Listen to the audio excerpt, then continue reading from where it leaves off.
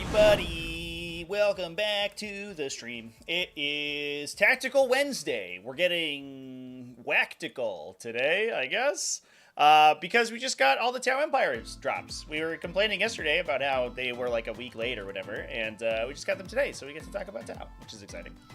Now, we did a little bit of a Tau spoiler review when the Codex was originally leaked, but today what we're going to be talking about is the new points values and to talk about the Codex and its abilities in context with the points that we have now.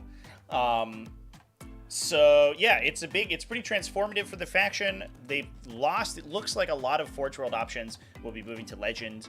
So competitively, they've lost a bunch of them, including, if you saw the video thumbnail, Tetras are not on the list of Forge World units in the Field Manual, which is a big old deal. So we'll talk about the units that are still available, and we'll talk about some of the stuff that they can still play in their new data slates, their new data sheets. Well, all the Stealth Suit Overlords? Yeah, Stealth Suits do seem like they're pretty good. And to be fair, it's not like Tau are hurting for guidance appliers. And if we look at some of the recent Tau results, for example, at Richmond Open, Dustin Zelef in the finals game played no Tetras at all. He was just relying on Shadow Sun to provide rerolls, and I think that's totally valid. And that feels like the direction they want to be pushing the faction in anyway. It feels like Tau are going to be moving from that kind of Death Star build, where you have these single entity, enormously powerful units that are benefiting hugely from like a Marker Light buff with an additional special rule applied, to like just vaporize stuff with a billion cyclic Ion Blaster shots, and moving them over to an MSU style. Now, I think it's going to hurt some archetypes, like Breacher teams are a little bit less effective without those rerolls. They do still hit on 2s, and you can get them reroll 1s, I guess, so that's maybe okay. But there are going to be some units that will tough, for sure. That will be tough. Tougher to use. That can work without Tetras, but it's a gut punch, yeah. So some people are using Tetras as Piranhas. That is, you might need to do some creative modeling, I think. Because Piranhas are physically way bigger than Tetras, like literally twice the size. Not only is the cockpit a little bit bigger, but also they have those wings out the side. And because they are non-aircraft walker vehicles, they hull measure. So the wings are super important for the miniature itself. If you compare a Piranha to a Tetra, it's actually kind of hilarious. All right, so let's dive in. Let's jump into our field manual over here. So I've got over here, and this is a little experimental, so let me know if anybody has trouble seeing it. I might expand our second little window over here. I'm trying to make it so we can actually see what's going on. Oh, we got plenty of space. We got all this space. So much room for activities. So I have over here in the on the side, I have the OG Tau Index, and I have on the main screen the new updated Tau points. So the weird thing that they've done, I guess it's not weird, it makes sort of sense, and it's what they've been doing all edition. And this is kind of it confused the hell out of me when the April field manual came out. But they have indicated changes based on the Codex point values rather than the previous field manual points values. So things look like they will have changed in points, but when in fact they have not. Some notable exclusions, obviously Anshi Anva got removed. Breacher teams got an increase in, it says decrease in points value because I think they were like 130 points in the Codex, which was insane, but they actually only went up 10 points, which I think everyone was kind of expecting, because Breacher teams are nuts. They're a little bit less nuts without hit rerolls, so you can't like wombo combo out Exemplar of the Kauyon with the hit rerolls and get 1,000,000 hits, but they're still super good. Broadside Battlesuits, it says went down, but they actually went up 20 points per model, and I don't believe, if I take a peek over here at our Broadside Battlesuit datasheet, I don't believe that they actually changed functionally, right?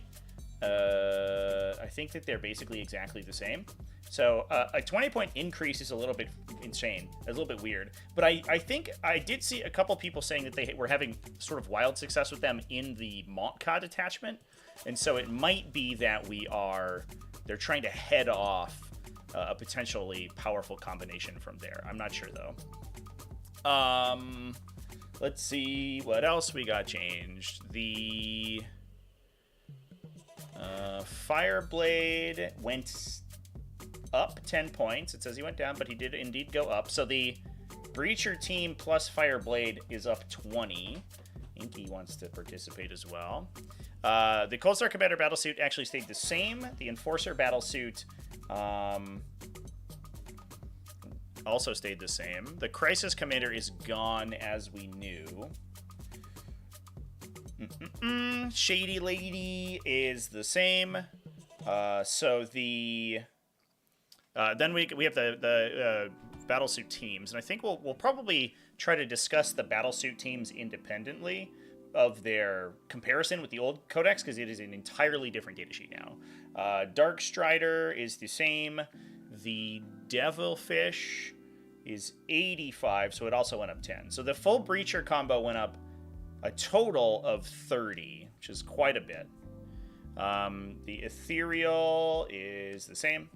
The Firesight team is the same. The Ghost Keel Battlesuit went up by... oh, no, it stayed the same, actually. No, they're both 160. Just kidding. Say what you will. Fire Knife don't need Tetras with missile pods. They're busted, especially since you can buff their AP and Mont'ka.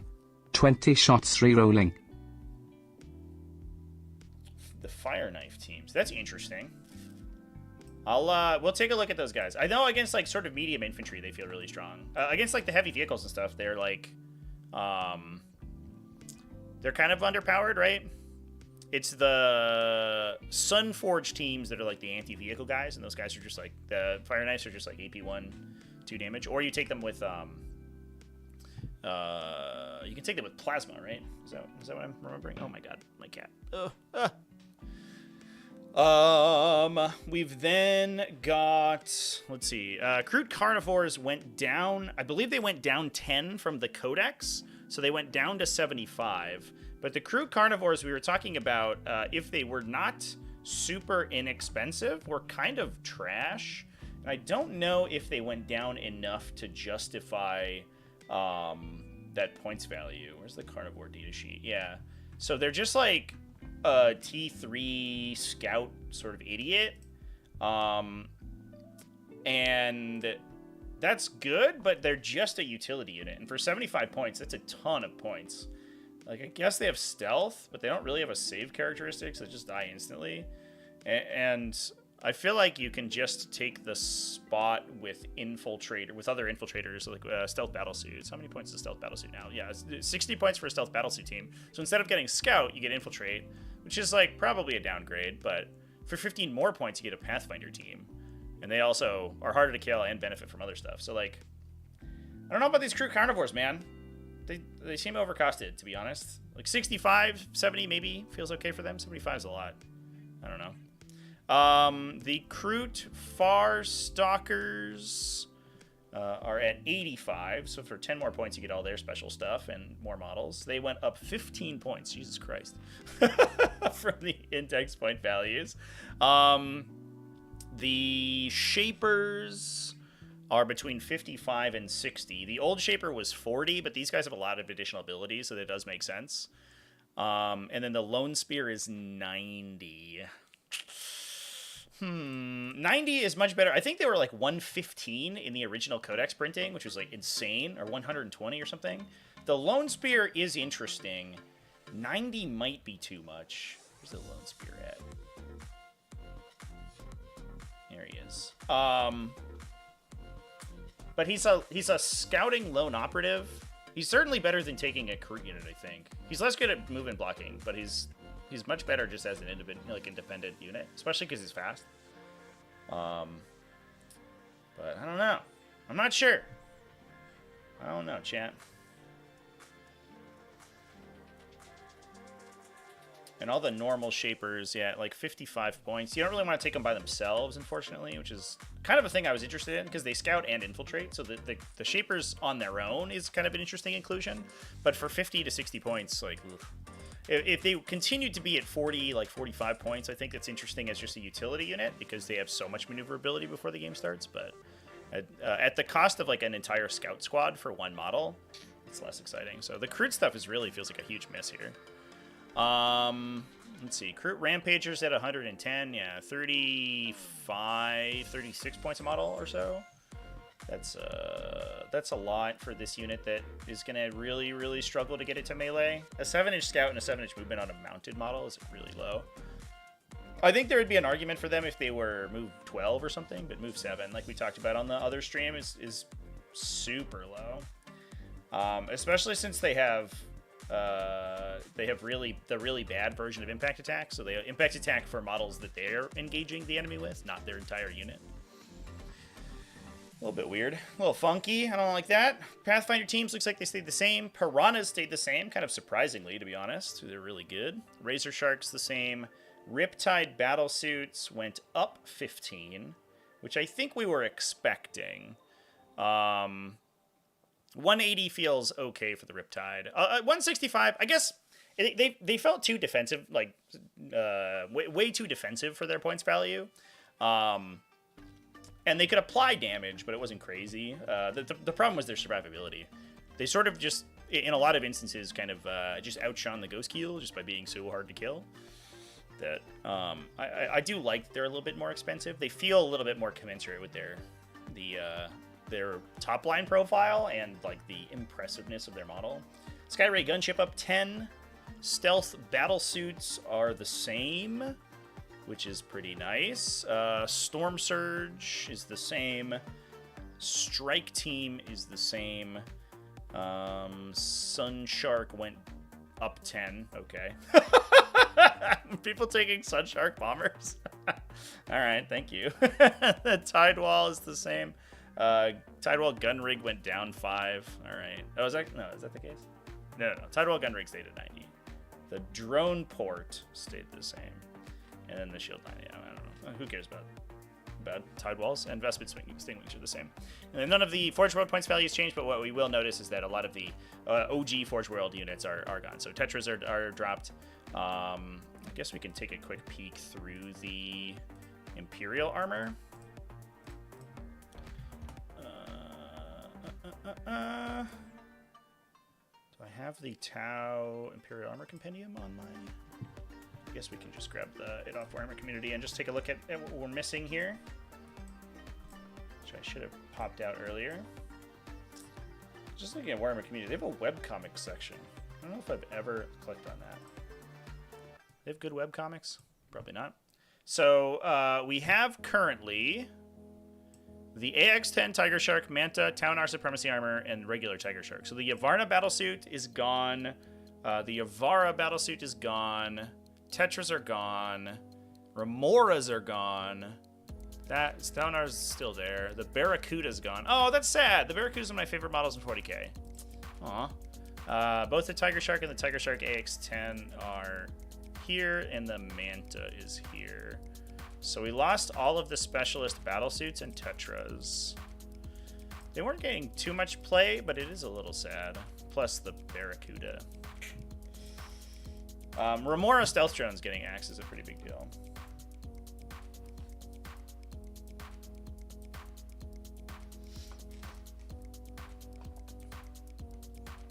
Kroot up 15. Yeah, based on the original index points, the Kroot Carnivore team was 55. They went up 20 points. That's a lot. 55 was, I don't know. Was 55 too cheap? I don't think so. 55 for a T3 6-up save scouting unit is like that's normal, right? That's what like Chaos Cultists are. It's 10 points off of Space Marine Scouts, which are higher toughness. Same number of wounds, higher toughness, better save, and get infiltrate. I don't know. 55 felt like okay. Maybe 60. Maybe 65. 75 is like, oh my god. I guess like 65 would have felt a little bit more reasonable. 75 is a lot though. I don't know, chat.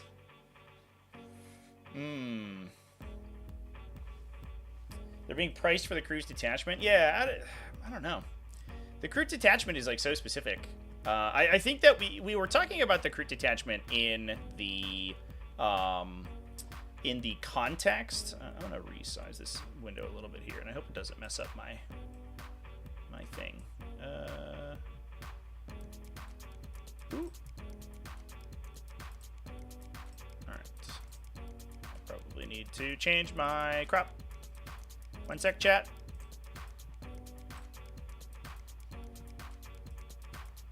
Nailed it.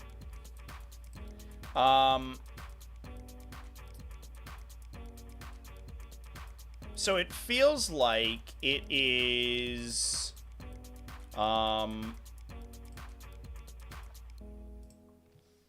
like they might be being pointed for the new detachment, but the new detachment, I don't know if it does enough for Kroot specifically. Like I like the enhancements you get access to. Especially the anti-deep strike guy, because you can get a lone spear with the Kroot Hawk flock. And I guess we can see what their points values for those are now. That is 10 points? Jesus. So like for 100 points, you get a lone spear that prevents deep strikes within 12. That's like unironically really good. That's a ton of board control you get access to. And you get the respawn, I guess.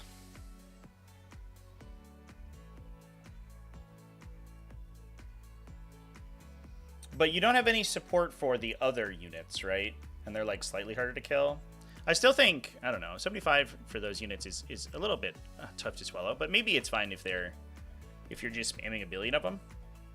I don't know.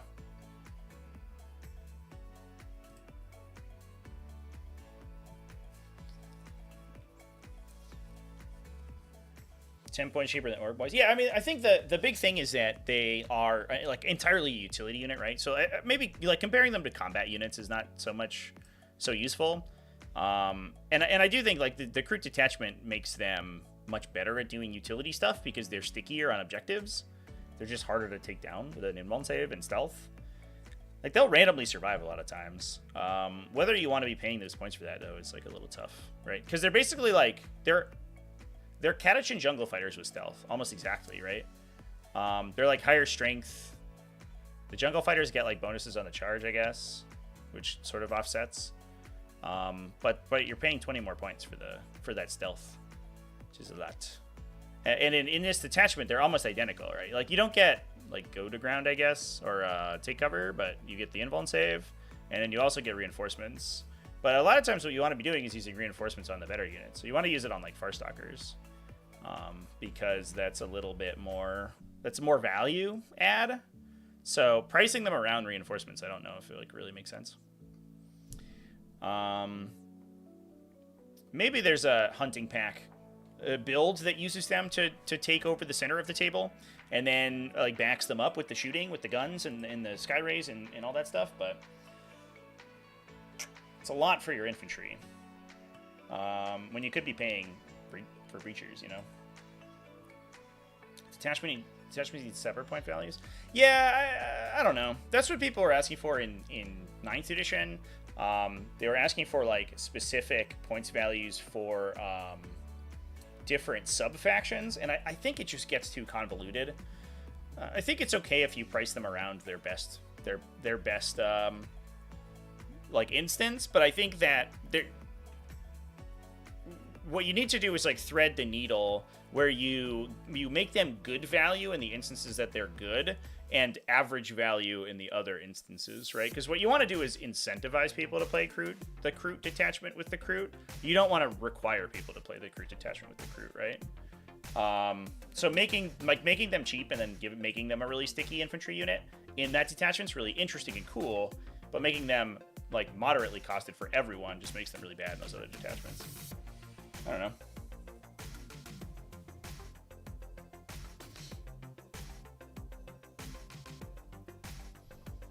Easily get 2+ to hit in melee. I mean, sure, but like, what are you hitting in melee with? Like a strength 4, AP 0? Like, alright. Like, go on. Okay, that's fine, I guess. Two strength 4, AP 0 attacks. You are a tactical marine. And I don't know if we're spending a lot of resources buffing tactical marines in melee. And they don't even get a power fist. Like, they don't have there's no good melee weapon in here. Like, they're not an offensive unit, but, you know. Like, buffing all their offensive stats is like, whoa, okay, but who really cares? That's okay. I don't know how much I want to talk about Kroot specifically. I do want, however, to talk about the new Battlesuits. The new Battlesuit teams. First, I don't know why broadsides went up 20 points. No one's seen as much as Skyrays. Yeah, I agree with that for sure. Maybe there's a combo we don't know about. We haven't sort of unlocked yet. So the new Battlesuit teams, the Sunforged suits are 170 points. So they're 57 points a model, just about. They did get a little bit of an update just to update their rule. I think we talked about this when we did the stream. When range attacks are allocated to monsters or vehicles, you get to reroll the wound roll. When attacks are allocated, they do so after the wound roll is successful when you go to save. When you go to the save roll. So you could reroll the damage roll, but you couldn't reroll the wound roll, technically, because the wound roll had already occurred. That was clearly not the intention, but they did update it in the app. I don't know if it's actually on Warhammer Community yet. If they did a data slate update to change that, it doesn't look like they did, but they did make that errata. Now, these are the most exciting Battlesuits, right? Because they can go to 5 wounds when you take a shield drone, and they have a 4+ invulnerable save because they actually have a shield generator.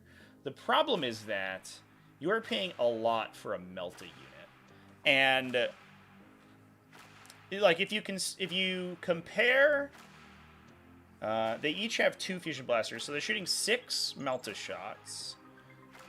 Which maybe in Retaliation Cadre is good because you can get up close and personal to enemies, and maybe with Farsight it's okay.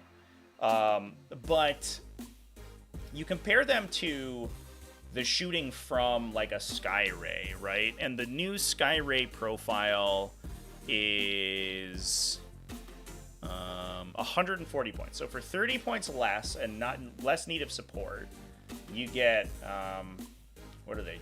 D3 plus 1 shots or whatever.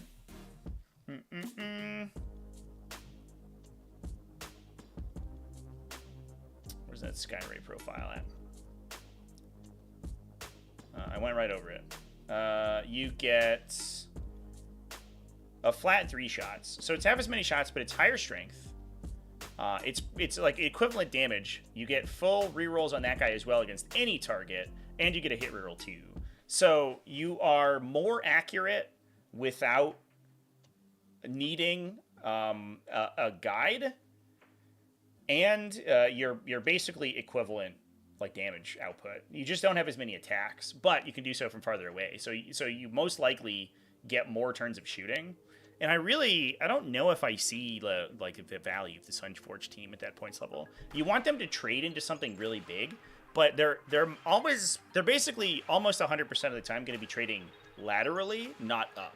And you really want these units that you have to jump through a bunch of hoops to get value from to be trading up. And I don't know if you're going to be doing that with these guys.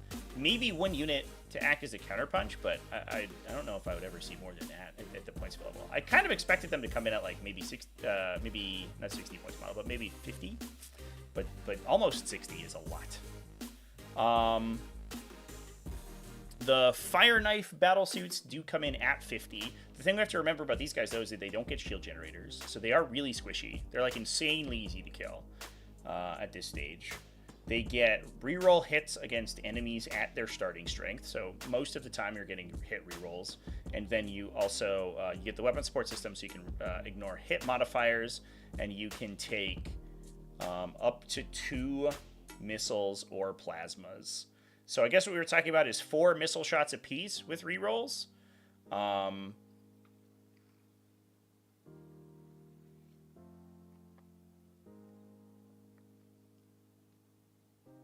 Which is that good? I don't know.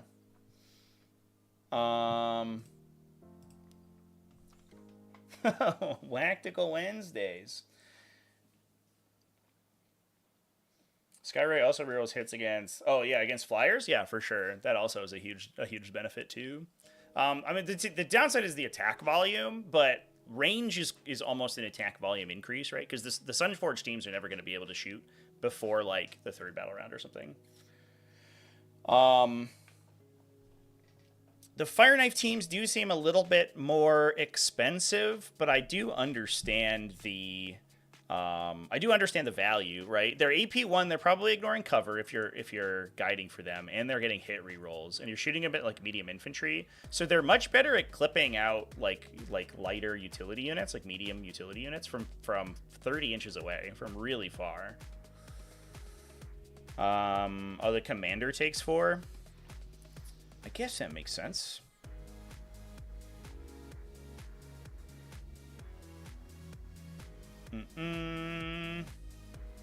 So does my thing here have an enforcer commander? It does. So you can kind of like ape a shield generator by taking the enforcer guy and having armor of contempt. And then he could rock a bunch of missiles. Yeah. I get it. I think I can get that for sure. The Enforcer Commander comes in at 90, so you're talking about a 240 point unit, but it is a lot of DACA at 20 inches, so I definitely understand that a little bit more. Then I think maybe like either the you could take the Cold Star Commander and the Fire Knife team, but now you're talking about a 280 point unit. And that guy could take a bunch of fusion blasters and benefit from the rerolls too. I mean, I guess that's good, right? Like that starts to, instead of like trading into a unit and having a reasonable shot at killing something, like you're definitely killing basically whatever you want, and you're relatively fast. So I think that would be the capacity in which I would take the Sunforges. And the Fire Knife, also with one of the commanders, feels okay. I don't know about the close range guys. So the Star Scythe, you get +1 AP against non-monster vehicle, and you can fall back and shoot. I don't know if this is something that town need. These guys just sort of feel superfluous, and I think that's probably okay. They're only 130 points for the unit, so they're 43, I guess, which isn't too bad. And like AP1 ignore cover flamers is probably the capacity in which you're going to take them. But like Tau are not starving for ways to kill infantry. Like your breachers will just kill them, or your like random shots from your little guns. You know, you have a million accelerator burst cannons everywhere. So I don't know if these guys these guys feel like kind of the odd man out, right? Where you're playing this like a pseudo close combat unit as with a Tau army, which is really not where Tau want to be. And if you do want to be there, you have better units that you can take in that capacity too.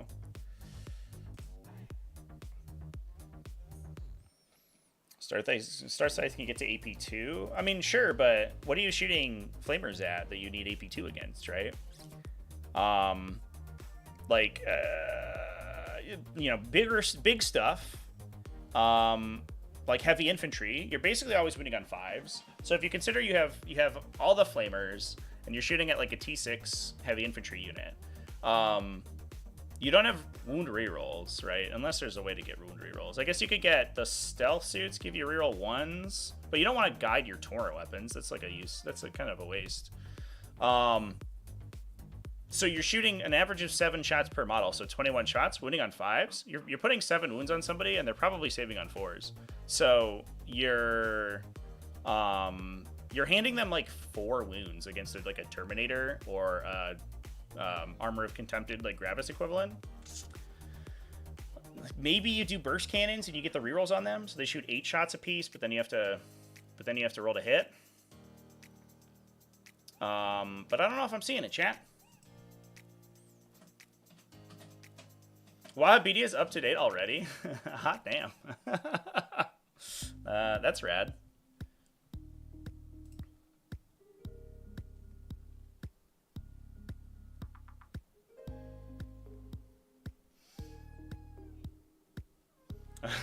Tower Affection. Real Affection is way worse than yesterday. Yeah, maybe. I think that's probably the case. Definitely more straightforward, but at least they have more options, I guess. Kroot at 55 are way too cheap. Yeah, I mean, I guess like the objective secured is a big deal, right? But that 55 is like the standard points value, like I said, for a unit like that. Like you could see them at 60 or 65 for their additional abilities, but 75 is a lot. I don't know. Maybe I'm comparing cross faction too much, Dan, but it seems like too much to me, especially because you want to be taking. I think you want to be taking a bunch of stealth battlesuits. We talked about the stealth battlesuits on the Codex reveal, because they have this new ability to get reroll hits and wounds of 1. Oh my chat is in the way there of this guy. I'm just gonna make him big. Here he is. Hello. So, and we were talking about how like they were basically being beaten out by Tetras, because you would essentially never take him over Tetras because the Tetras with the full hit rerolls just comboed so well. But now that Tetras are legended, I think that stealth battlesuits are sort of like the premier guider unit, besides for main pathfinders in some instances, because you get access to a marker drone, so they can have marker lights, and they give you the hit rerolls and they give you the wound rerolls, and they're not contingent on any characters or anything. Plus, they're super cheap and they infiltrate. It kind of feels like they're a three-man windmill slam into the faction, to be honest. Like I don't know if that's like particularly controversial. 180 points for 3 units of these guys seems like a steal. They seem very, very good.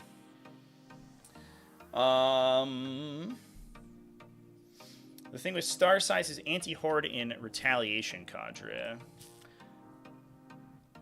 Like, I mean, I guess they do get all the battlesuit synergies in retaliation, right? But is that, like, again, is it not better to just be taking the other high volume units that we have access to in that detachment?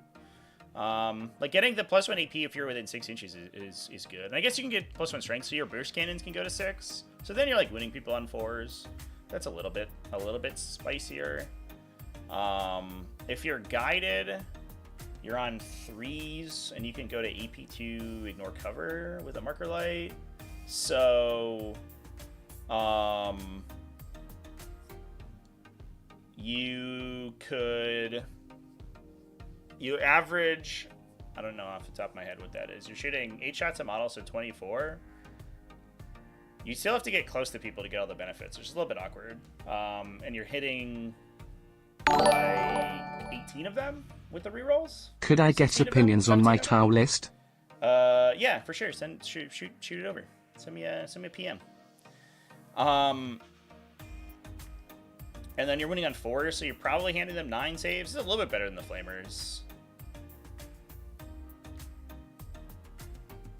I guess I could see the burst cannon variety specifically in this detachment. Strength 6 is such a huge cutoff in the game right now that it feels okay getting to strength 6.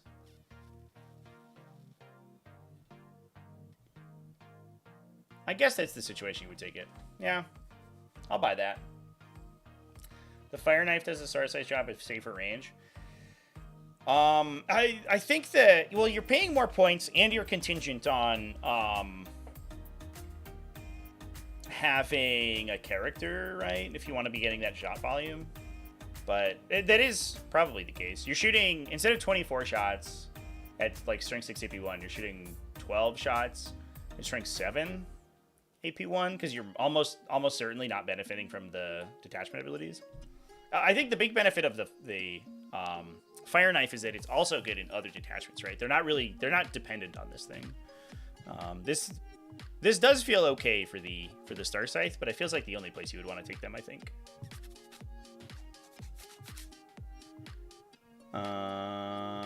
You also get the close deep strike to benefit most likely the fusion team, but you could also do it with the other guys. You could give them sustained 2, I guess. That's way worse without without Tetras. Rerolling once they hit with a With stealth teams, okay, but it's not. It's certainly not full rerolls where you go fishing.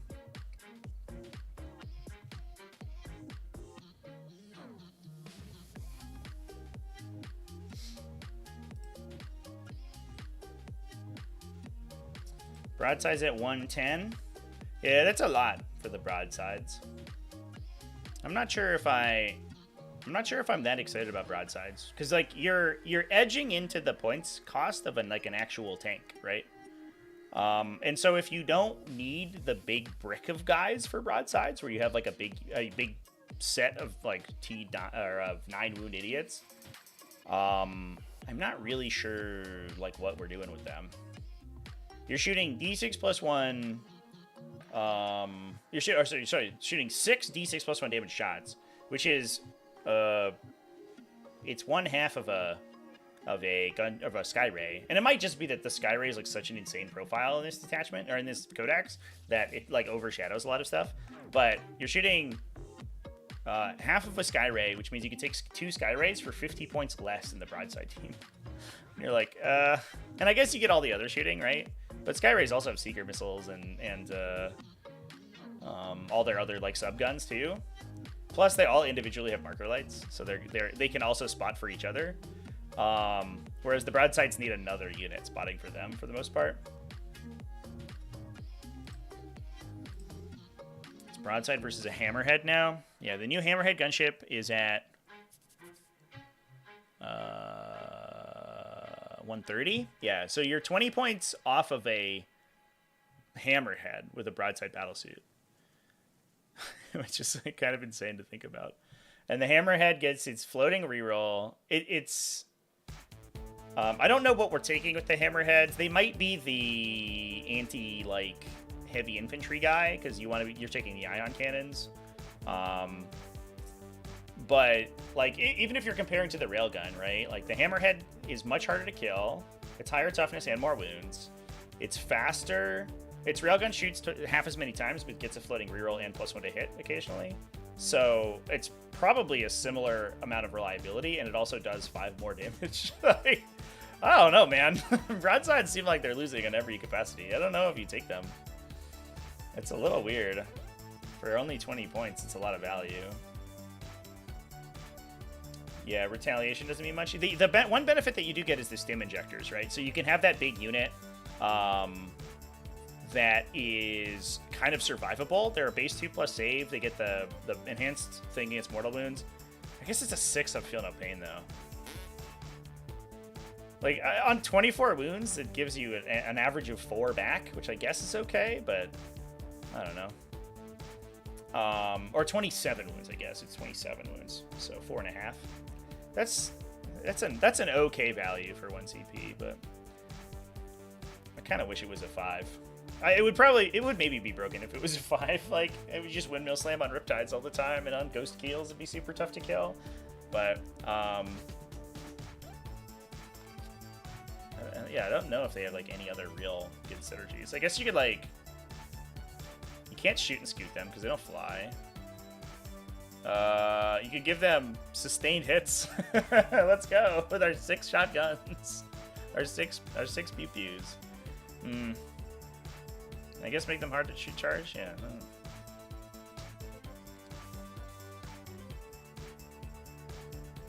Send me the list. All right, sick. Let me. Can I get my Discord open? Do. All right, let's take a quick peek here.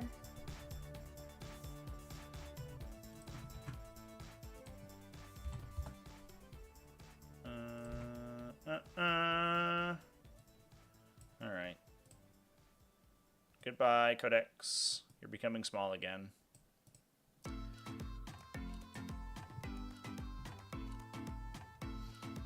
So we're rocking Kaoyan. So the classic detachment.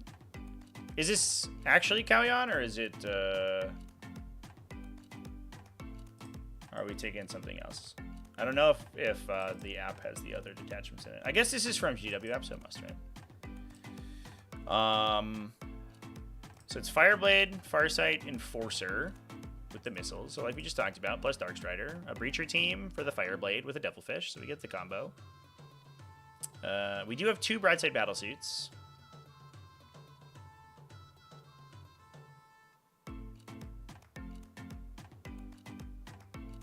They're taking missile drones. Well, can we take 2 missile drones? We can't, right? Because you can't take duplicates, unless they can. Can they take duplicates? Are they special? Otherwise, they go to 10. They go to 10 wounds. That's not too bad.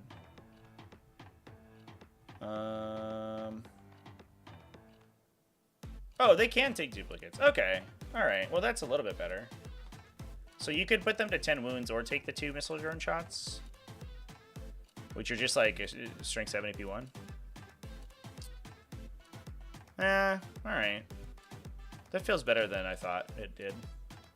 The Fire Knife team with all the missiles, a Sunforge team. That's for Farsight to jump into, I guess. Farsight's 110 right now, right? So they're 280. Is Farsight...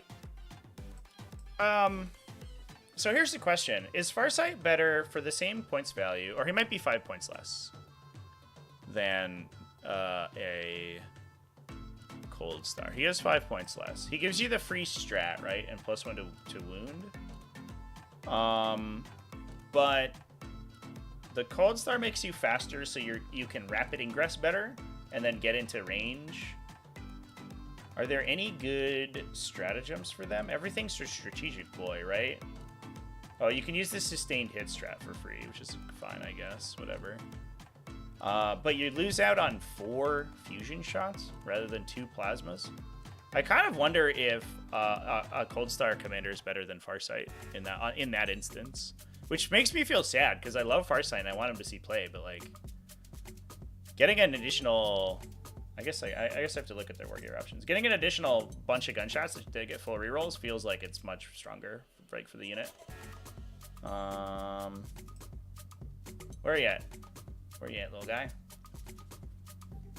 Cold Star Commander can take up to 3 duplicates of the following. So you can take 4 Fusion Blasters on him, potentially.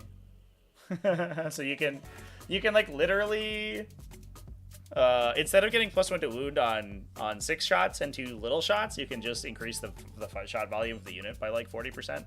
Or more like closer to 50%, because he hits better anyway, right? And he's only 5 points more. I don't know. Maybe something to consider. A Ghost Cube Battlesuit. I think still a rockin' profile. Seems good. Did we look at Stealth Battlesuits? It's a Kroot Carnivores, 1 Pathfinder team, triple Stealth Battlesuit. Love the triple Stealth Battlesuit. Pathfinder team seems sweet. I mean, I guess the Kroot Carnivores are okay. I don't know, like, really what else you would take in that slot if you're already taking Stealth Battlesuits. Maybe Piranhas, honestly.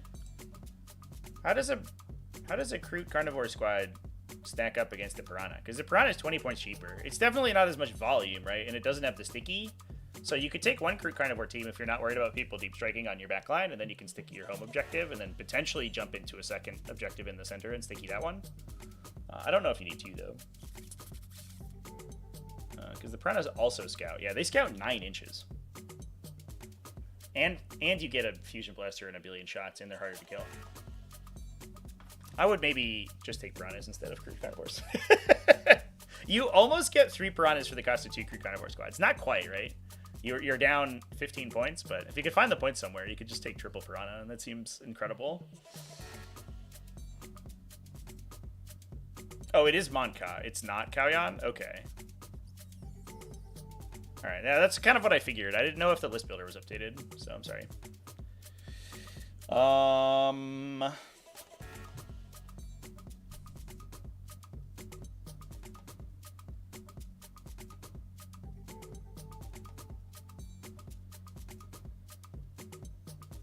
So you get the +1 AP from Focused Fire. Okay, all right. So yeah, Farsight makes much more sense then, because these guys actually have battle tactics. I'm sorry.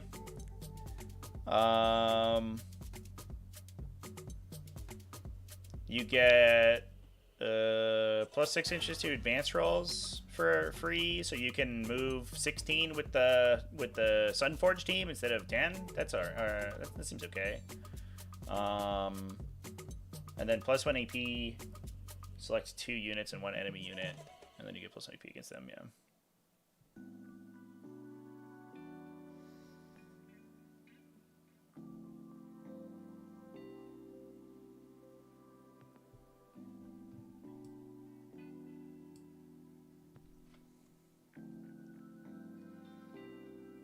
Farsight is better for Ingress plays with Tank Shock.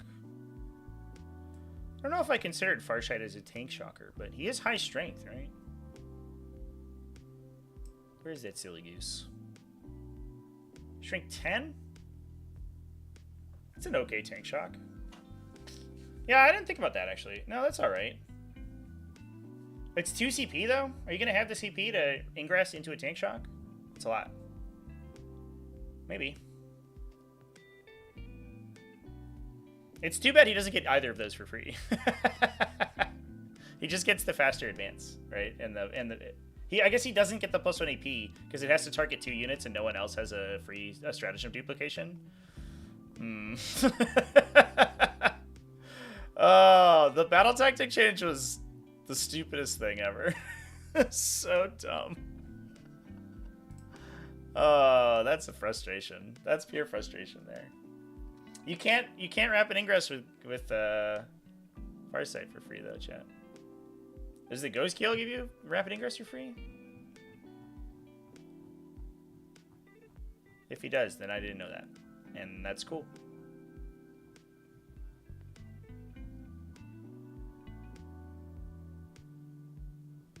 No, he's just a guy.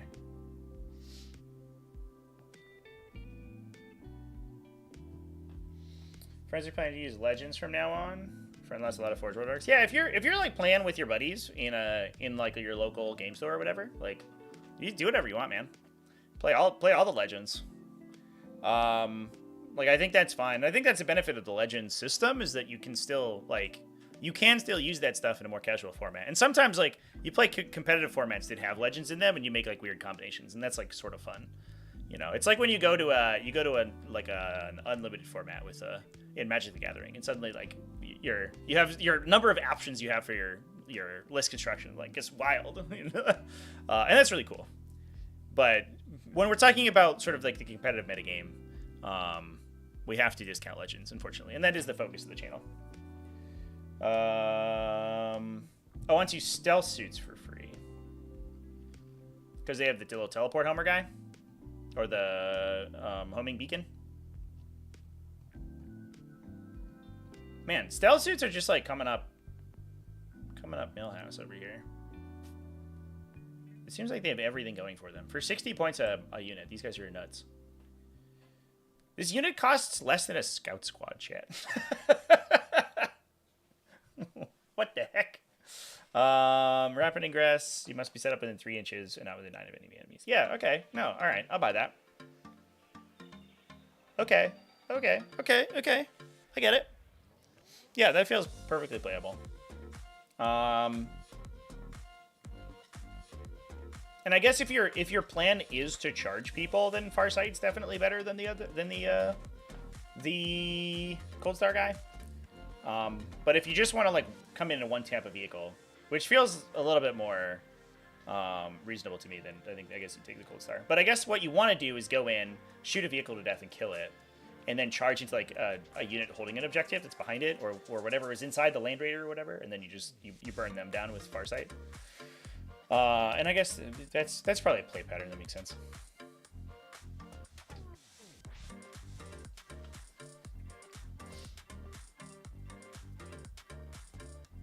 So it's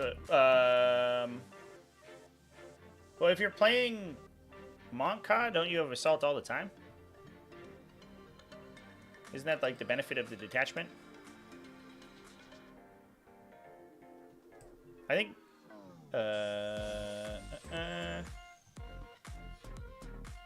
you have assault.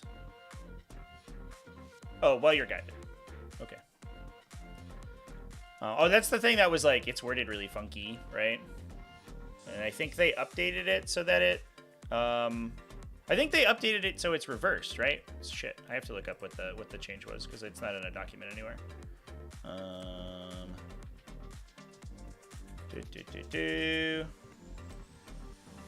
It was that. Yeah. Okay. So you always have assault first through third battle rounds. So you lose assault in the end. So I guess you could keep it. You keep it in the final returns, which I guess makes sense because then you could like pull tacticals and pull action tacticals in the end. You get two drone slots with the stealth Shasfra, right? 2 of the following, yeah. So you're probably always taking a gun drone. I don't know if you really want the 7th wound on the unit. I don't know if that makes a difference. It's probably not too bad because you don't just die to like 2 damage weapons, but you almost always want the marker drone, assuredly, I would imagine.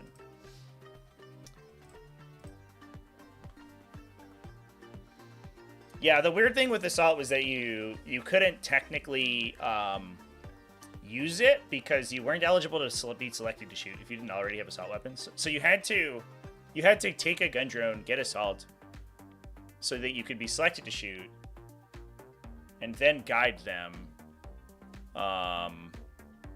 And then your weapons would get Assault, I think, but it was kind of weird and I think unintended. I think the idea was that you could just advance and shoot in the first 3 turns of the game.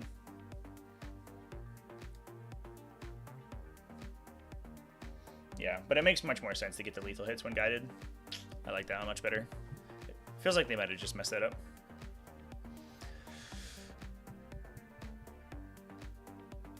So I guess we mostly have the broadside team in here for some staying power, right?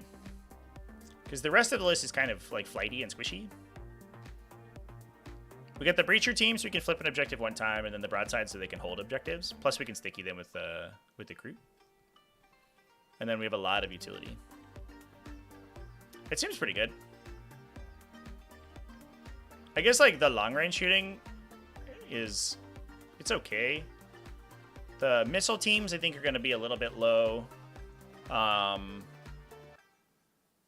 Low impact like early until people's infantry come out. Because I don't know if many people are that worried about being hit by even AP2 ignore cover missiles. Like once you hit Armor of Contempt and you have a good space save, you're winning most things on 5s. So even if you convert 100% of your hits and you're on like 5s re-rolling, you're hitting them like maybe 8 saves on a good day. Probably 7, and then they save like on 3s maybe. So you shoot like a Land Raider and you wounded like, I don't know, you maybe do 4 damage. Which doesn't feel amazing, but once the infantry comes out, they feel much better. I guess that's not really the idea that they wanted to be doing.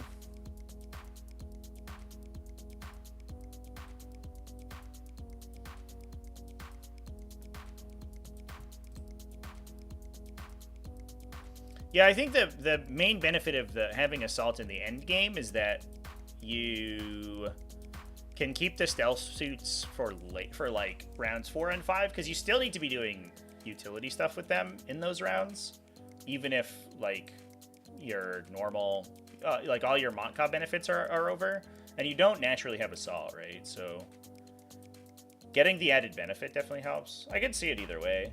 I think the marker drone's a lock.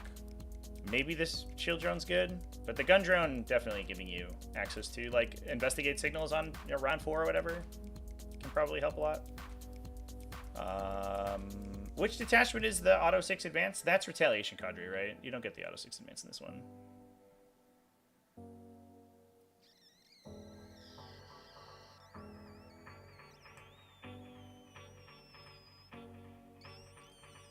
No. Oh no, you do. Yeah, so you can move them 14 and do an action on round 5. I think that might be worth the shield drone all by itself, or the gun drone all by itself.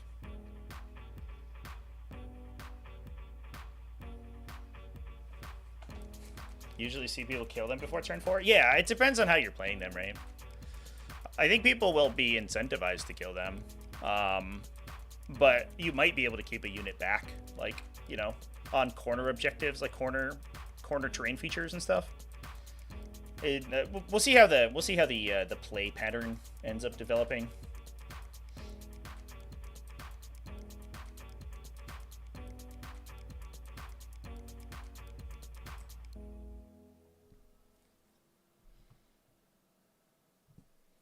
You don't need Tetras because of the full reroll strat when your units are destroyed.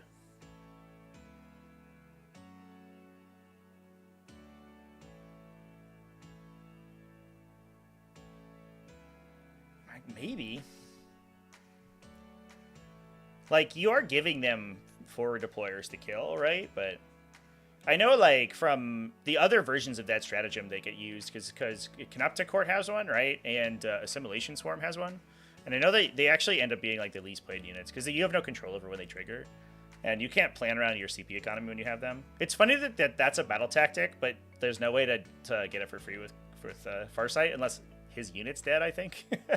If his bodyguard dies, I think that he can use it, but I think that's the only situation. A little weird.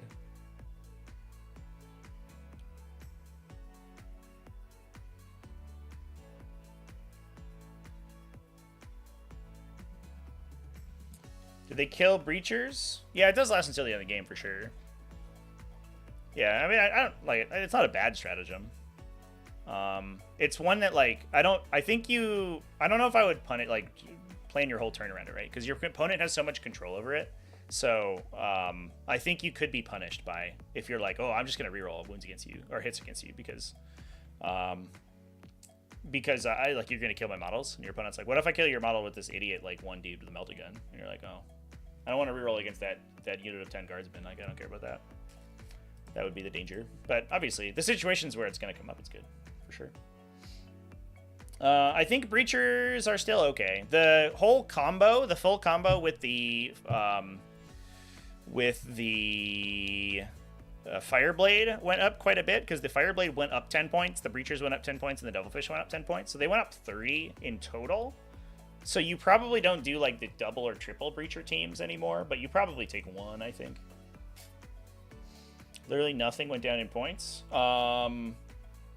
That is correct. Yeah. Or did strikes go down?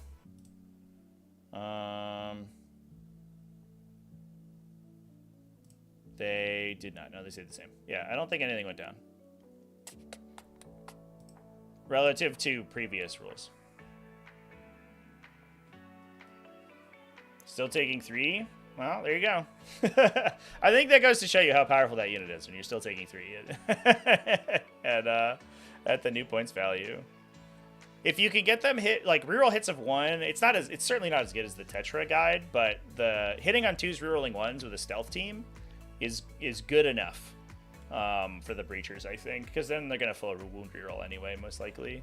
And you still need units to go range out and take objectives. So I think the Breachers are still the best unit that Tau has for that. And I don't think it's particularly close. Like, maybe Kroot, but whatever. Can Devilfish take Kroot in them? Is that a thing?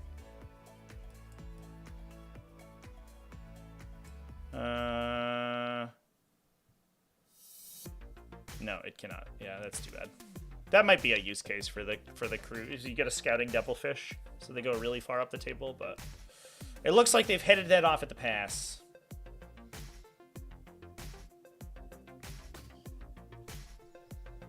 All right, let's look at some of the other detachments, though. So we've talked a little bit about Kaoyan, or about Mont'ka. Now that we have the, now that we have the new points values. And I guess their enhancements didn't change points value at all, but it's probably still worth talking about. The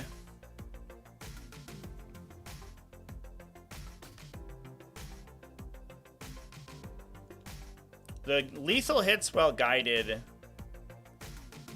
is interesting. It definitely, I think a lot of people were worried about the faction being super strong as long as they could full reroll into the lethal hits. So your high volume units were really dangerous. But it doesn't seem like that's going to be the case. And they don't have, as far as I can see, they don't have any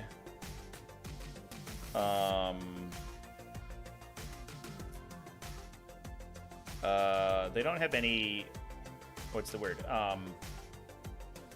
Enhanced critical effects. So the lethal hits is probably going to be relatively inconsequential. Like, I guess you could, it might be a situation where you could take the Star Scythe team and just shoot a million burst cannon shots, because you can get them to AP2 with the coordinated shot and rerolling ones and then lethaling, but you don't have any way to fish, and I don't know if that's really worth it. So I don't know. I guess it's the fire knife, right? I guess that Hippie Hunter, you're probably right that it's that's one of the ways to go, because they can actually fish for lethals against higher toughness stuff, because they get the hit rerolls. So that might be the direction we take it. Otherwise, you're just kind of benefiting the little infantry units, the high volume units, so stuff like breachers and fire warriors. Although I don't know if you're taking strike teams, even if they get combat debarkation and they get fire support when jumping out of transports. It's a little bit whatever.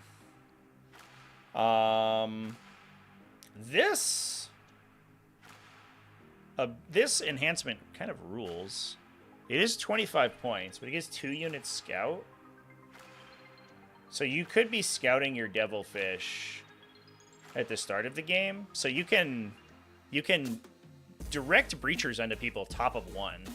And if you put yourself into a position where you're 6 inches like sort of whipped around a building, and you can move either forward or back, that is like a really big deal.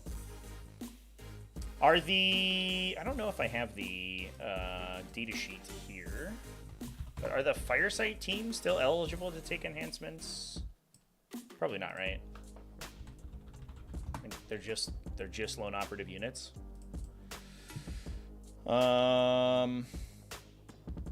Oh, they can. Sick.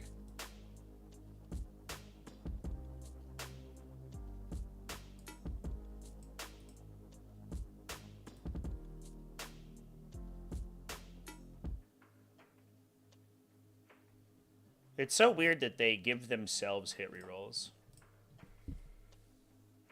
Yeah, what a weird unit. But that lets you play like really aggressively with that guy, and then potentially give people scouts. I'm just wondering like what on the table characters they're gonna have in order to benefit from that, because the fire blades are almost entirely inside the transports, and you might have a cold start committer on the table that could take it.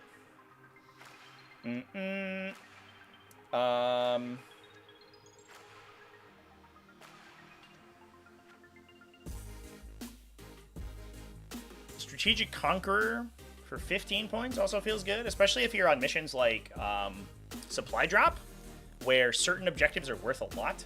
Then buffing your own OC on those objectives for the late game is kind of huge. Because even if you're just getting a couple of tanks or something on it, but you're increasing OC by a couple, then you're fine. I guess you have to be on the battlefield, though, so you have to be kind of cagey with that model, so that's a little bit tougher. But it still lets you get like OC3 breachers in the early game to steal objectives away. And you could maybe choose objective markers that your opponent would have and just plan to continuously take them. So that actually feels really good too.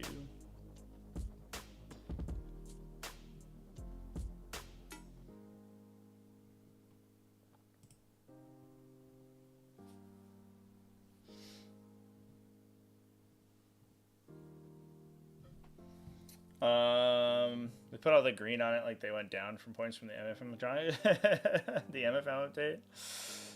Breachers mob up Catan with lethals. Yeah, I mean, I don't know how much you have to kill Catan now. Now you see like 0 to 1 in most armies.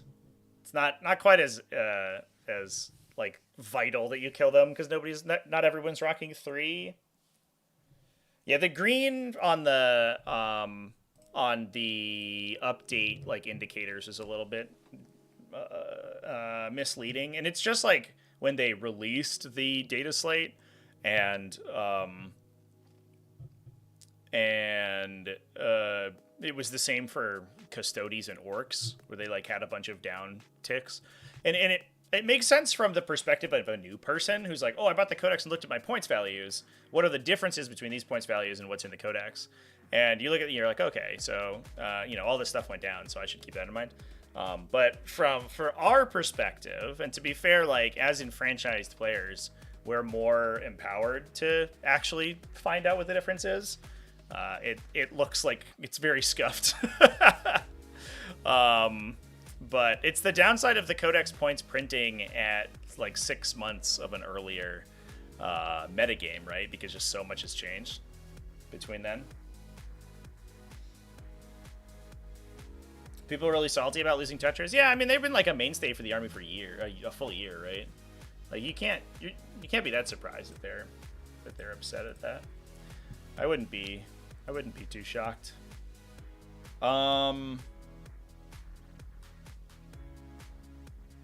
So retaliation we were talking about, and I guess the question here is whether or not the Battlesuits at their current points value are worth it for the retaliation cadre. I like the synergies with the star sites like we were talking about, and I like the Sunforge, but it doesn't feel to me like you can effectively include more than maybe 3 Battlesuits. What you also have to keep in mind is that if you're playing a Battlesuit-focused detachment, you have to be careful about taking too many characters, because if your opponent can activate Assassination and Bring It Down, they're just going to do that every time. And I would be so worried about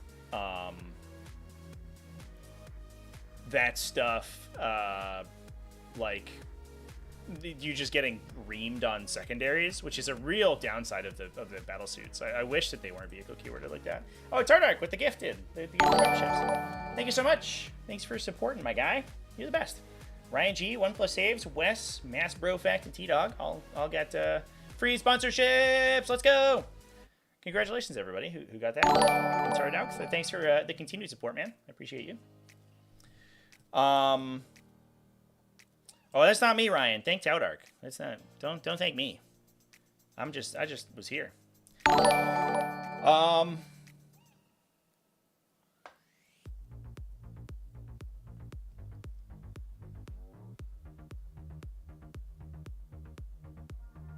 I wonder if there is a universe where you can like spam, I don't know, plasma teams maybe?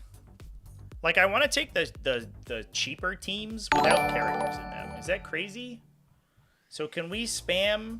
I guess I'm just going to do this. I don't know why I'm scrolling every time. Can we spam the guys? I don't know how much I want to take Starsight teams. Oh, Cody with the membership. Thank you so much. Thanks for joining. Welcome in. Subs for everyone. You get a sub. You get a sub. Maybe the next card pack doesn't have Bring It Down plus Assassinate is 2 good options. Yeah. Or if Bring It Down counts vehicle units, not vehicle models, that would be a big change for sure.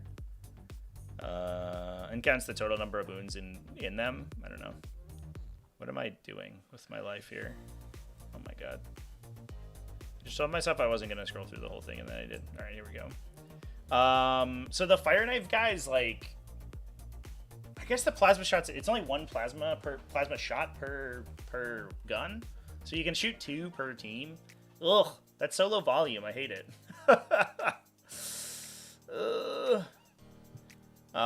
Their gun drones actually feel kind of okay because they get hit rerolls and then they also wound roll because they're twin linked. But you go to strength 9, right? And maybe AP 4.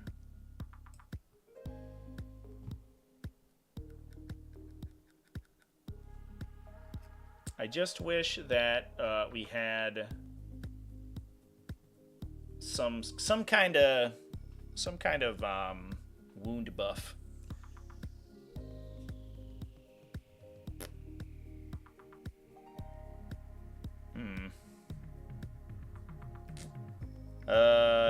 You could get sustained or lethal on a bearer, right?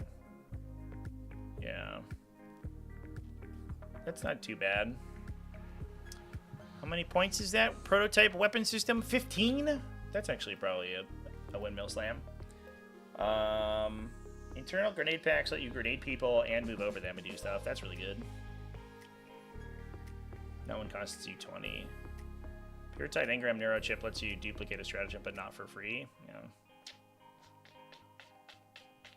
Which you can use on anything? Great. You can use it on the sustained hits thing. But that only works on units with 6 or more models. So if you're playing against vehicles, it's not even that good. Yeah, I don't know. I feel like outside of Sunforged teams, I feel like, and just taking normal tanks, I feel like this detachment's going to have a problem punching through armor. Because it doesn't have any, like... It doesn't have any, like, passive benefits for armor cracking. Unlike the other stuff does, where, like, everything's getting... Or, not everything, but most stuff is getting lethal, or most stuff is getting sustained. From your other detachments, your existing detachments.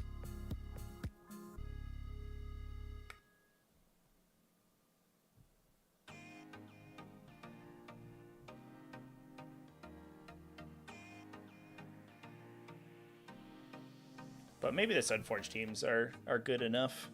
And then we talked about Kroot hunting pack a little bit, which I think is okay if you're taking Kroot backed up by tanks. But I don't know if you're, I don't know if you want to take a full Kroot army. Giving the Kroot an influence save definitely helps, but I don't know if you want to do the whole thing. Oh, I missed this one. The Starflare Ignition System lets you uppy downy once. The Bear's unit is not within engagement range of one more enemy units. You put it into Strategic Reserve, and then you can use Shortened Blade to come in, right?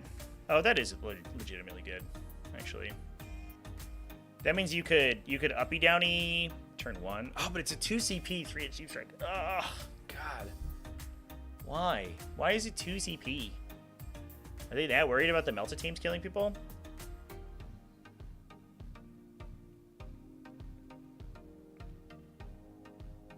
So yeah, what would a retaliation cadre list look like? Plasma team with a character is 10 shots rerolling hits, rerolling wounds of 1 if guided by a stealth unit.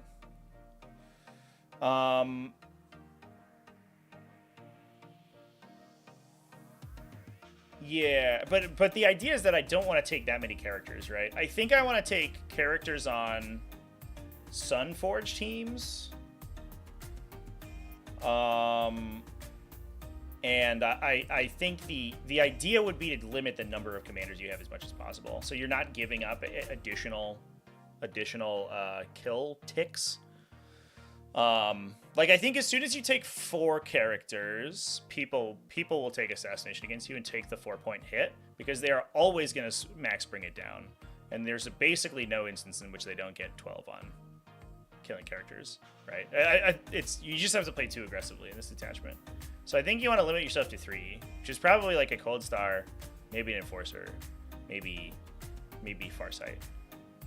Unless you're taking Fireblades in Devilfish, which you might have to do just in order... They don't get any buffs from the detachment whatsoever, but you might have to do just to be able to take objectives without giving your opponent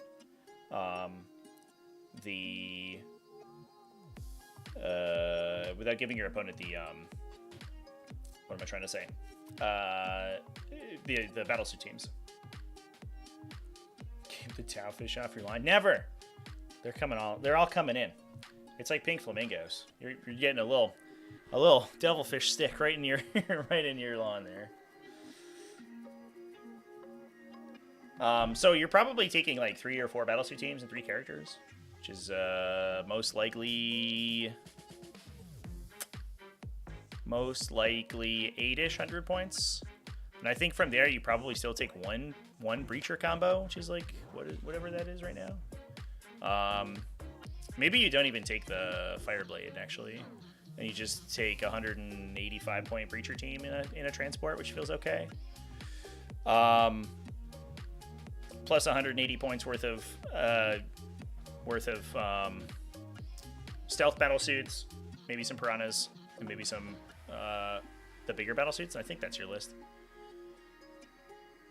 You like fill in the last 1200 with some combination of Ghost Keels, Riptides, and Skyray gunships, and I feel like that's probably where we're at. And I almost wonder if that sort of ends up being how a lot of these get built. Mont'ka with Breachers seems okay. I'm actually wondering if the Breachers are the best recipient of the Strike Swiftly thing. Like, you can give a transport. You can give a transport the scout move, but you could just do it to a breacher team by itself and then move them 6 inches forward and then run them up into a position. So you don't even need transports for either breacher teams, which seems pretty good. Breacher teams are naturally assault, right? So they don't really get a benefit from the permanent assault thing, but they definitely like lethal hits. And they definitely like to be able to switch to punch objectives with people. And I feel like you take a Sunforge team in this list because you have just a windmill slam 18-inch move on that unit. So you could leave them on the table and then just run in and blast tanks to get to death. That team, the either Firesight or the Cold Star Commander in a Sunforge team feels okay in this one.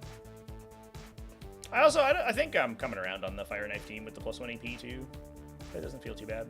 And also +1 AP on a bunch of breachers also sort of makes a ton of sense. You could punch through heavy infantry with them pretty easily because you're winning on 5s probably, full rerolling, plus and like hitting at AP 2-ish. With lethal hits, so you're probably converting like 55% of your hit rolls into wounds. Art of War's messing around with missile broadsides of retaliation cadre. Triple broadsides of missile pods. That's interesting.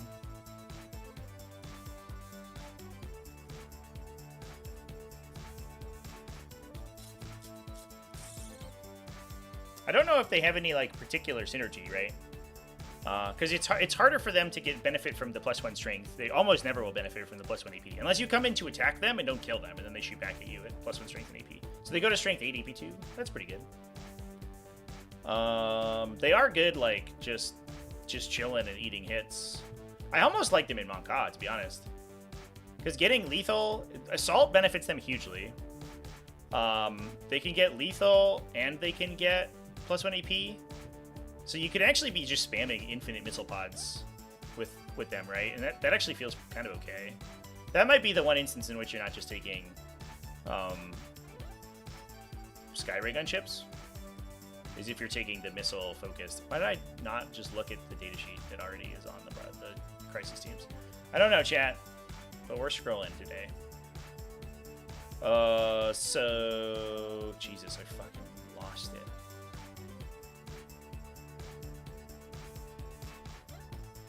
I don't know where the broadside team went. God, I'm bad at this.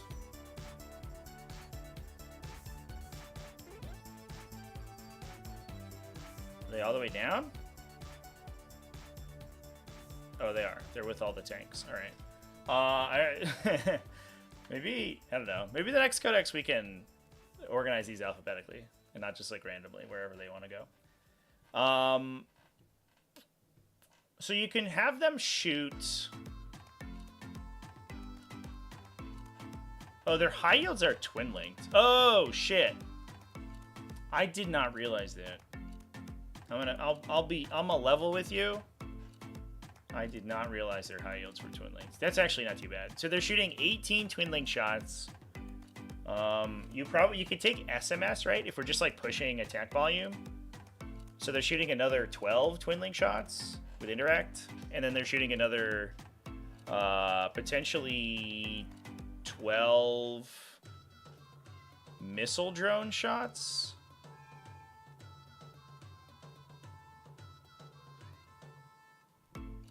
And they have a Seeker missile. And you can advance and shoot them. And you can give them +1 AP. All right. Alright. I might be 180ing on broadsides here. Let's do some math hammer. If we're shooting into like a high toughness vehicle and we're getting rerolls, we're shooting 18. Here, we're gonna go to old school math hammer. Oh shit. Oh god, that's annoying. Oh, my shit just closed. Come back. Come back, my Windows. God damn it. Alright. So we're shooting 18 on 3s. There's Inky, by the way. Inky, say hi to chat. At strength 7, we can do the +1 AP, so we get to AP 2 damage, 23 damage. Let's say we're shooting at, like, a T8 vehicle. Let's make him T10. So we're, and I don't know, 12 wounds. And there are 3+ save, and so it's like a gladiator. And we get reroll 1s to hit, reroll all wound rolls. This isn't going to calculate lethal hits, by the way. So we get a little bit of an additional bonus if it's early game. And then we get 12 SMS. Yeah, assuming that we don't need indirect, which we probably don't. 1 damage, reroll 1s and all. And then we get, do you mind, Cat? What is it? 12 missile drone shots on 4s. 7 AP 2 damage. Rerolling 1s and 1s. What's our average damage there? 15? That doesn't change if we go to T12. If we shoot a Land Raider equivalent, we're averaging 12 damage.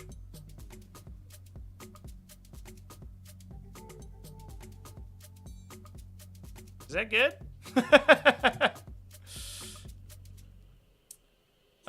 Yeah, I assume we're being guided by a stealth suit. I sort of will assume that everything reasonable is being guided by a stealth suit. You're also then, like, you're double tagging with the missile team, or with whatever else is getting the bonus AP. So you're almost certainly killing whatever you're shooting at with whatever the second guy is. Whether that's like breachers or like a couple seeker missiles or whatever. Like seeker missiles with +1 AP, and if you're guiding them, like ignore cover, is actually unironically really solid. I might take it back, chat. The broadside battle, the missile pod broadside battlesuits might actually be the truth. I guess, like, here's the question, right? Is that better than 2.5 sky rays? I think the answer is yes. If we like, they're shooting 6 at 3s, and we're basically just rerolling everything. I'm just gonna say reroll everything because we'll probably reroll 1s, and if we do the strat on them too, versus a T12 vehicle, we're assuming it's a Land Raider. Which is 17 damage. Oh, no.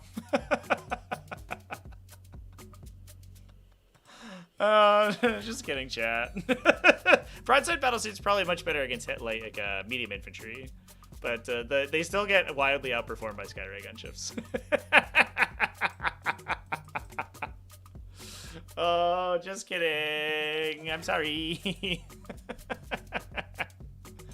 That's so funny. Oh, man. But you're shooting at, like, I guess, like, knobs or something, like heavy infantry. These guys, the broadsides are much better. I guess the benefit is that you could take both, right? You could just take all of them. Oh, come on. Don't take all my shit, cat. Trying to decipher the proper points values for things. What got buffed in nerf relative to Codex and Index? Yeah, so, yeah, just... These points values are all relative to the Codex. So all of the ups and downs is dependent on what the Codex points values are. I wouldn't, at this stage, I wouldn't consider specifically what the, like, relative buffs and nerfs are, but I would just look at the points values for what they are at this point. You basically, though, especially if you're talking competitively, you will never use the book points values. The book points values are essentially worthless. They're there for when you buy the Codex if you want to play it before they reprint points values, but these are the currently up-to-date points values, the one in the Munitorum Field Manual document.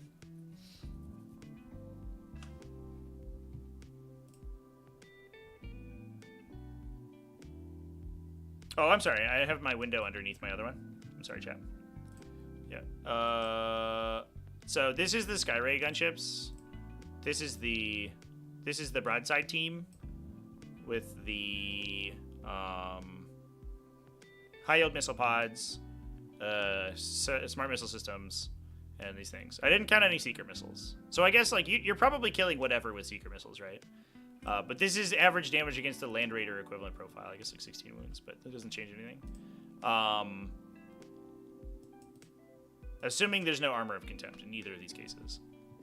And with the Skyray gunship, they're averaging 18 damage. So the Skyray gunships, I don't know, feel a lot better. If we compare toughness, is the broadside more likely to survive?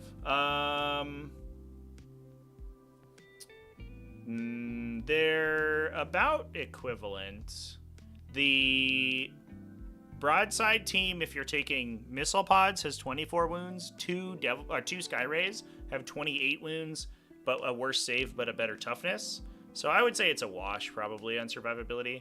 The benefits that, I guess, like, there are 3 individual models inside the Skyray team, or inside the broadside team, so it's harder to, like, clip out 50% of their damage by killing one of them. But on the flip side, you can easily underswing on the Skyrays and not kill either of them, for example. Yeah, so the broadside save is better, but their toughness is worse, right? And they have less overall wounds. So like I think it's a wash. I don't think it's I don't think it's like a huge thing. It's more flexible as than a Skyray because you can murder infantry. Yeah, and like realistically, all right. Is new recruit updated? Can I build lists? I'm getting kind of excited now. I like the Mont'ka detachment. I think it might be fun. Let's find out. Tau Empire. Okay. Can we take the detachments? No. All right. Well, just kidding. It's all old points. Lame. I guess we can do it the old-fashioned way. We can do it manually. We're doing it live. So if we're taking, so it's 3 for 30 for the broadside team. We're taking 180 points of stealth battlesuits. 3 times 3 stealth battlesuits. I think that we want a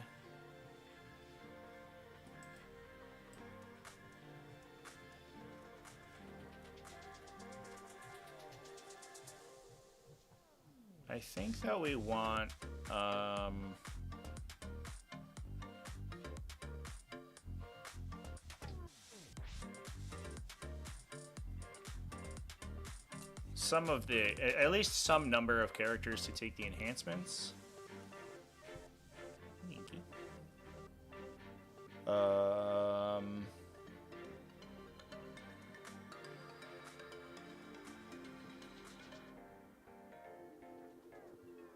Oh, you can give them the broadside sustained if you take the coordinated exploitation. I don't know what.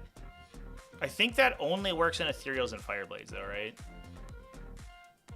Because there's. I want to take it on like a Pathfinder unit, but we're not getting rerolls. Yeah, it's actually no, just kidding. It's stupid. I'm talking myself out of it because you can't attach characters to the stealth suit teams. If you could, that would be sweet. But they artificially made those enhancements really garbage.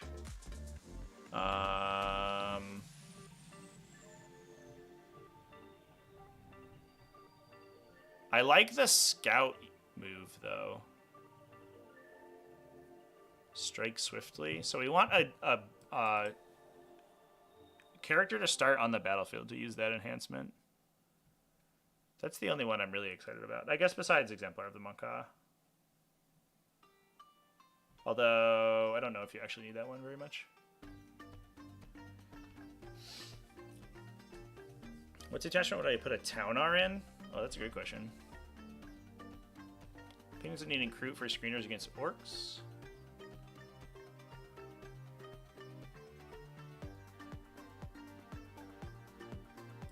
I mean, like, I guess my question would be if you need orcs, if you need Kroot specifically to do that, right?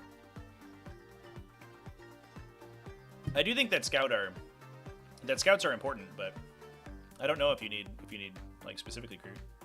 For example, in this list, right? If we're taking the Strike Swiftly guy, we can just use our other units to body block. You move 1 inch less. Well, you scout 1 inch less than you do with Kroot, but you don't need to take like specialized units for it. You could also do it with your infiltrators, which makes them way better at screening. That actually could be a, if we have extra points, if we have an extra 60 somewhere, that could be a reason to take stealth Battlesuits.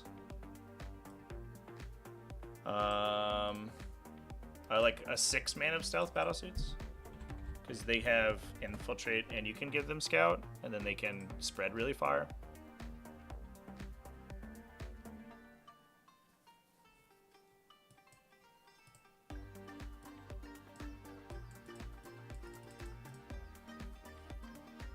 Oh, also Pathfinder teams to the with the grav inhibitor drone make a ton of sense. Or you take the recon drone and they get infiltrate scout. No, I think Pathfinders are just the answer. It's 15 more points and you probably just get infiltrate and scout, right? Yeah, that's like the wombo combo of this entry. So I think you take Pathfinders for it. Maybe you take 1 Kroot unit to go alongside them.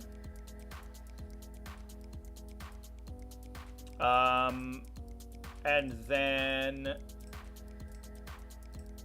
I kind of want a Sunforge team.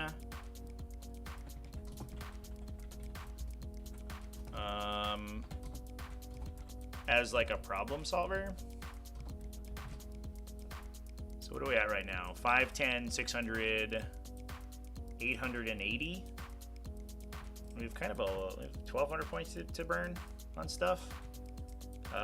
Take some piranhas.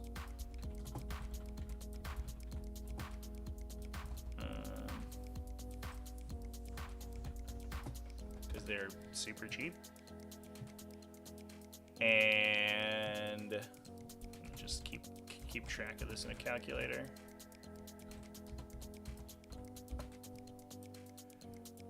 So we're 330, 180, 90.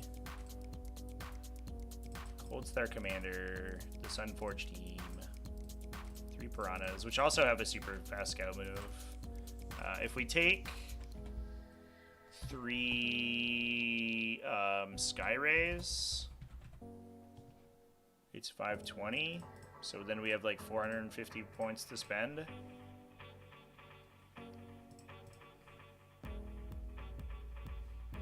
So we could rock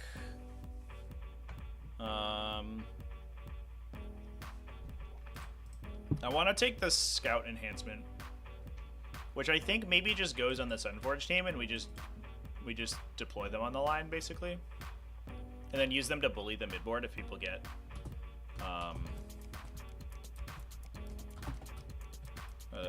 scout thingy. I don't remember what it's called.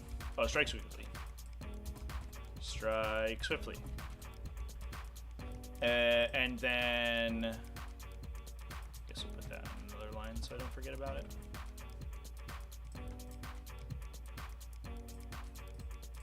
We could take the Fire Knife guys, which actually would be a better spot for the Strike Swiftly probably, because then the Cold Star could go in reserve. Or we could take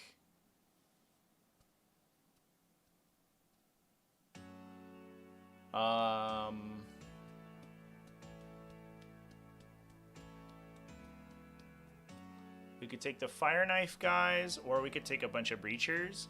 I kind of like just Breachers like standing on the table. I don't know if they need Devilfish. They might need Devilfish.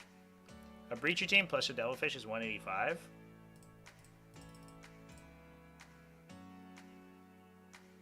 So we could take 2 of those, and then we'd have like 100 points to spend on garbage.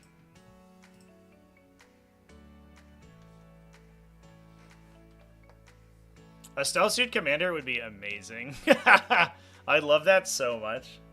Like, here's what I want, chat. I want to do the, whoever watched the Exodite, I want the Exodite stealth team where they all have the old school stealth battle suits, the old ones that are like light with the big shoulder pad.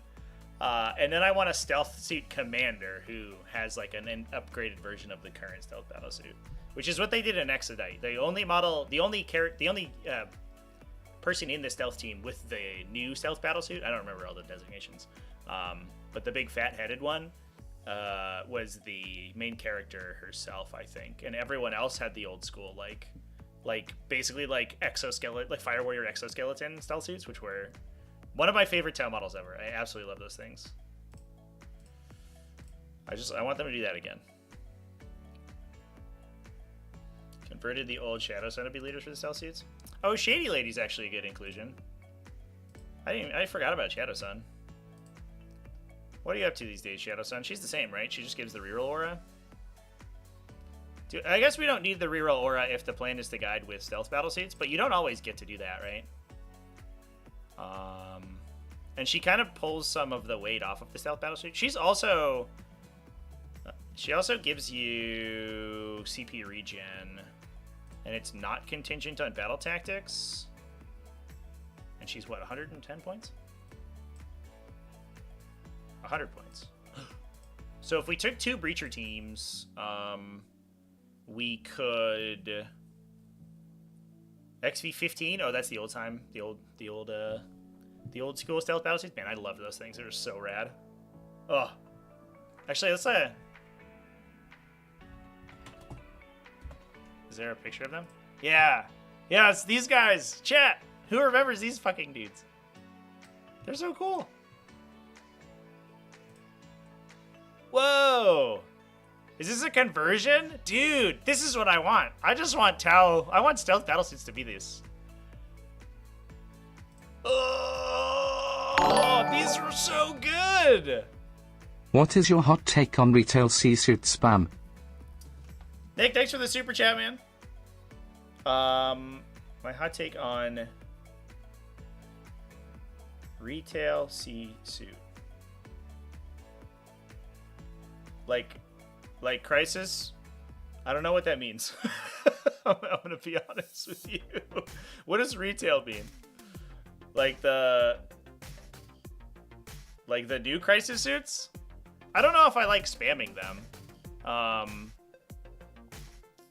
I think that probably 2 to 3 units is I would say the sweet spot. It feels like to me. I think you spam them. They have too many conditions on when they're good. That if you take too many of them, a lot of them are just going to be shooting really inefficient shots, and you might as well just be taking you might as well just be taking Skyrays or whatever. Oh, retaliation. Is people calling it retail suits? I like that. I didn't understand, but I like that. Yeah, I think 9 to 12 feels like the sweet spot to me. I don't know if I would take a whole army of them, because I think they just end up they just end up in positions where they're not really that good, right? You know what I mean? And you're just you're trying to kill tanks with burst cannons at that point. You're like, no, I can't do it. It's so hard. But using them in as specific answers, I think makes sense. And then the core of the Codex actually seems pretty solid. I keep talking about Skyrays, but Skyray gunships plus stealth suits, supercharging your long guns feels really solid. We just masked, you know. I think in a lot of situations you can get that sort of insane damage out of these things. XV15 back in small 5-man groups. I like that they're kind of chunky. Are these 3D prints? If these are 3D prints, I want them. Chat, they're 3D prints. They're only $5. Alright, I'm saving this for later. I'm saving this for my Tau army that I have it behind me that I will never build. With my dozens of fucking Crisis battlesuits I have 3D printed. I have a special folder of cool 3D prints that I save. Alright, here we go. I'm saving this one. Oh! Oh! It's so good! I don't know about that guy. That guy looks a little chunky. No, these are rad. Those are my stealth battlesuits. Calling it out. I own stealth battlesuits. I don't even want to use the old ones. I like those ones better. That's amazing.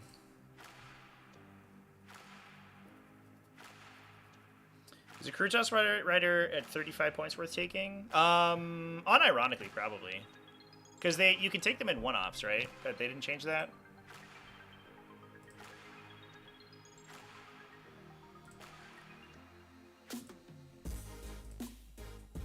Oh, sorry, I was trying to get my Codex back up. Where's the Kroot rider at? And all the Kroot stuff. Yeah, they're 1 to 3. Yeah, actually, they kind of like. I don't know if they jive with piranhas well, but if you're already taking piranhas, like 35 points for just a dude, he's like hard to kill, right? He's not gonna die to like random mortars. T6, 5 wounds with like a 4+ save when he's in cover. He's probably good enough. You can also use them to move block or do actions early, or just like put them in reserve too. To hop off the table edge. Yeah, I think Kroot riders as a points filler are fine. They're like a poor man's Locust Destroyer, right? They're actually like, they're 5 points more than a Locust Destroyer, but they have 2 more wounds and a higher toughness, although their save is worse. Yeah, they're basically just Locust Destroyers. I'll buy them. Yeah, that's definitely the use case for these guys. 100%.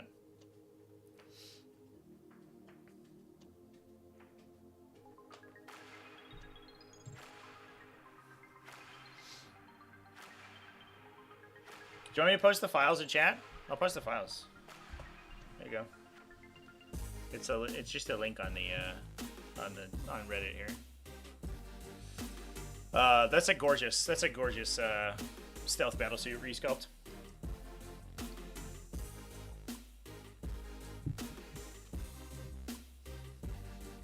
All right. So I think, where did my list building page go here? What have I done? Here it is. Nope, that's the old one.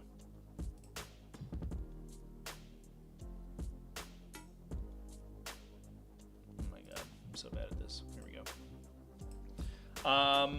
So this has 410 points left, and we could take like 2 Breacher Fish for what? 370, and then you have, is that right? Yeah, 370, and then you have 40 points left, so you get 1 Kroot. I think that's fine to give you more midboard control, or you could take the Fire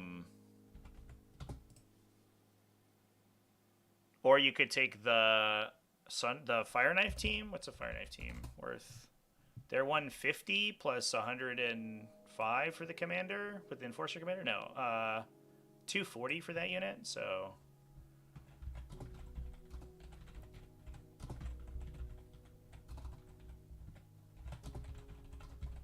So that's 240, so you could cut... You'd have to cut both the Breacher Fish and take something else, right?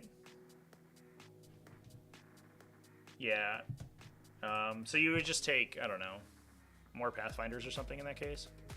Or just Foot Breachers, actually. You'd probably just take 2 Foot Breachers. Does that points work?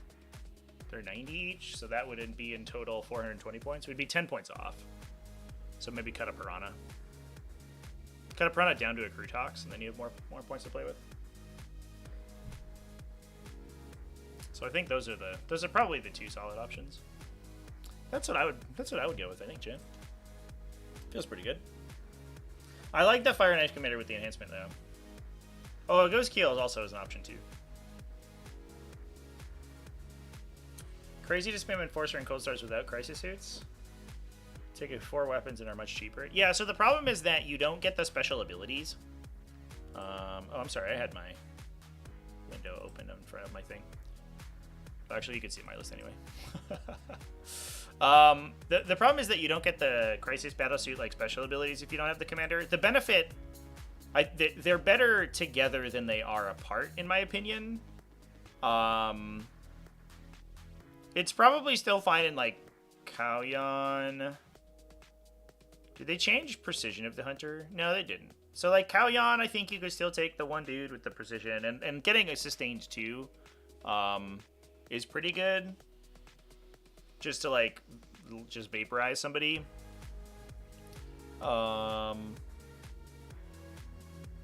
But the real crazy part is when you get hit or wound rerolls from the Crisis team that they're attached to, because you're adding 4 additional guns to a team that already gives them a huge benefit. So like getting 4 additional Fusion Blasters in a Sudge Forge team is way better than just getting 4 Fusion Blasters by themselves, right? And getting like a bunch of Missile Pods in a Fire Knife team is way better than just getting Missile Pods by themselves. So I think that the real solid, like the exciting part is when you get the commander in the unit. I don't think that they're terrible by themselves. They are cheap. The problem is that they give up Bring It Down and Assassination, so you're going to run into that problem that you have like previously, where if you're taking a bunch of them, you're just going to give your opponent 20 points on secondaries really easily. Especially if you're taking any characters elsewhere. Oh, I guess the other thing we could take in here is Shadow Sun.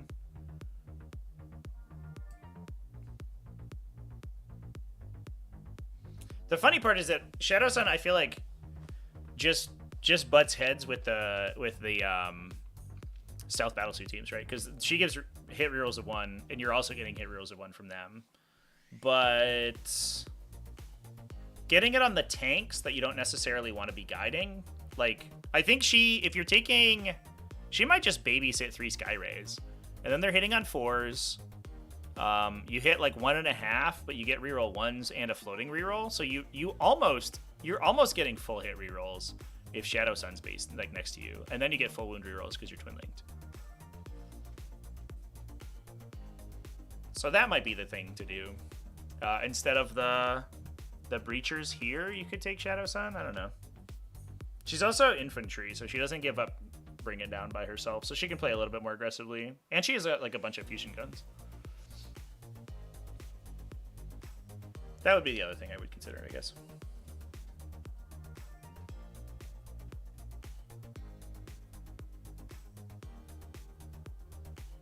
Cool. All right, we talked about Townars. Take a peek at the Townar datasheet real quick. I should have that saved.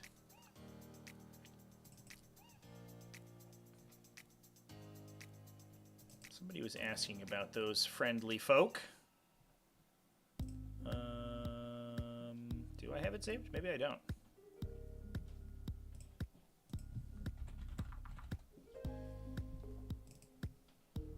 I do.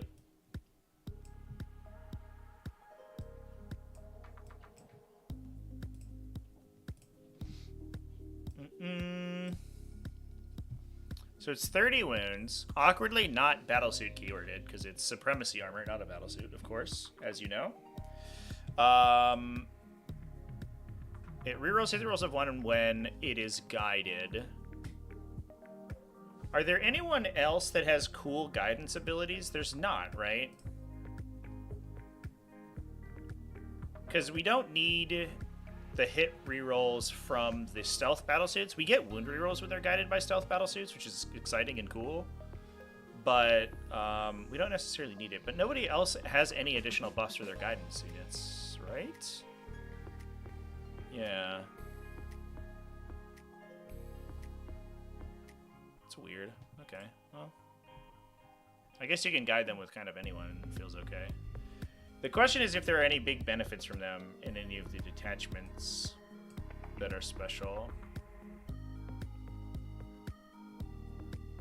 They don't necessarily want lethal hits, right? They're not that excited about that in the Mont'ka detachment. Like, Cao Yan is always going to be solid, because getting sustained too and like the big huge cannons is sweet.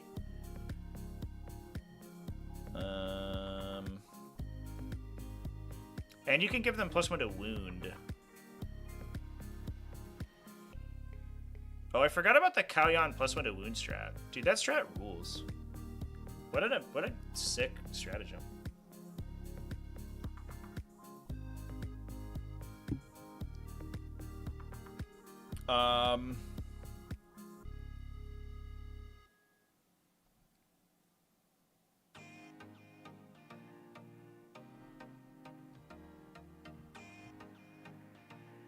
Mont'ka can give them +1 AP.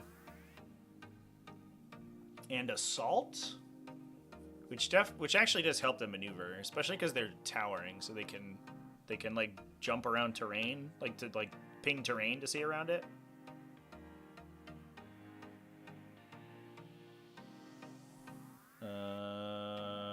Oh, and for 2 CP, you can be -1 damage against shooting. Yeah, I think you want to play Mont'ka, if I had to guess. They don't benefit from any of the retaliation Cadre stuff because they're not Battlesuits. Yeah, -1 damage on this thing actually feels like kind of insane. Because there's no restrictions on that. On the stratagem. It just costs a bunch.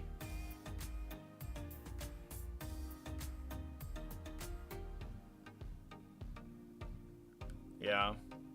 I think that's where I would take it. T13, 2-up save, -1 damage. That's solid. That's a solid defensive profile.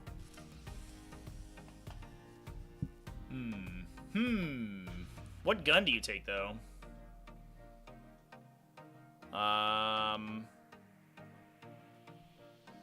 You get 2 ion cannons, right? Plus the top gun. Or the fusion gun. But the ion cannons are, like, sick. Especially if you get lethal hits. Because that's actually, like, a lot of shooting. And then you take, what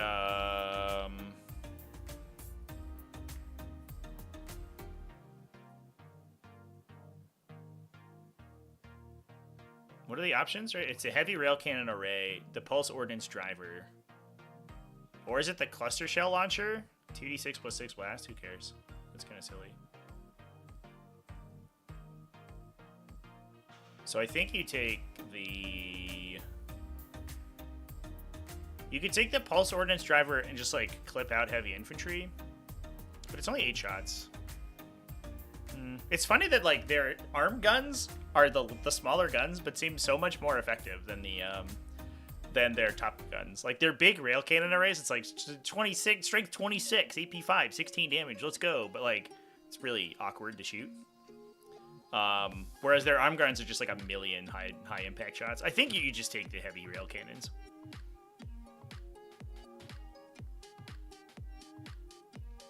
Mont'ka might be the best all-rounder. Yeah, I think so, for sure.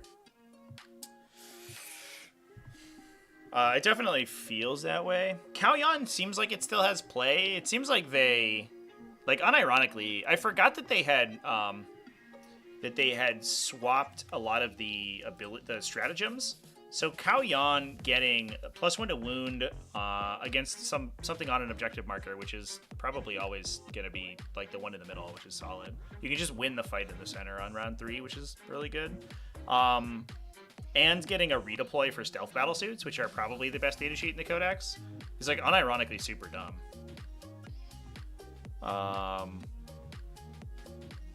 So you can, like, your bottom 5 with this detachment is kind of nutty. Because you can just, like, hop, whatever, Shadow Sun, and then just, like, drop her in the corner and grab, you know, investigate signals or whatever on round 5. Or just, like, throw a Ghost Kill on an objective or something. Like, I think this detachment is certainly not as powerful as it was because the data sheets changed. But I do think it's definitely still worth playing. Mont'ka feels like it's the most exciting because it's, like, fast and does a bunch of cool, like there's a bunch of brawling. The retaliation cadre, I don't know, feels like it might be kind of a miss, but I'm not sure.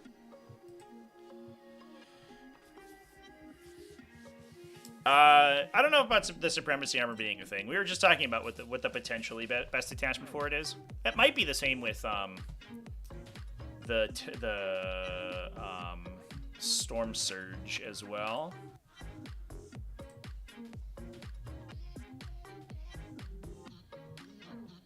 Because I know someone else is asking about the Stormsurge, potentially.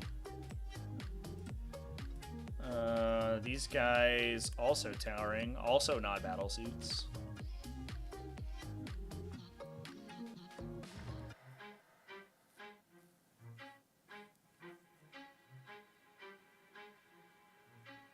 I do wonder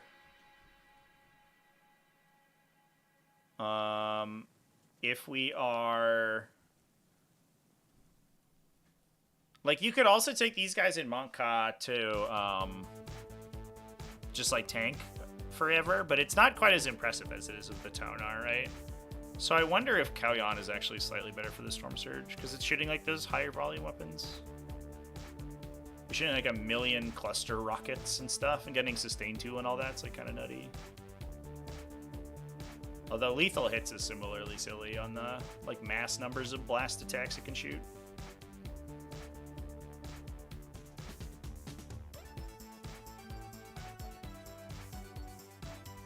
How many little guns does this shoot?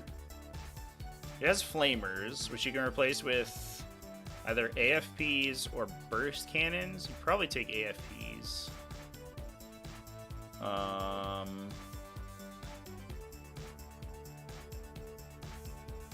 And then it has 2 twin smart missiles and the cluster rockets plus all the big guns. So you're shooting 4d6 plus d6 plus 6, like strength 4 to 5-ish attacks. And you can give those all lethals with Mont'ka. That might be the way to go. To just like force 1 trillion saves on people. I don't think it's as good as it definitely doesn't feel as good as the broadside battlesuits that we were talking about, because it's like more expensive and shoots less shots. But I don't know, it's maybe playable. I would be less excited about this guy than I am the smaller stuff though, for sure.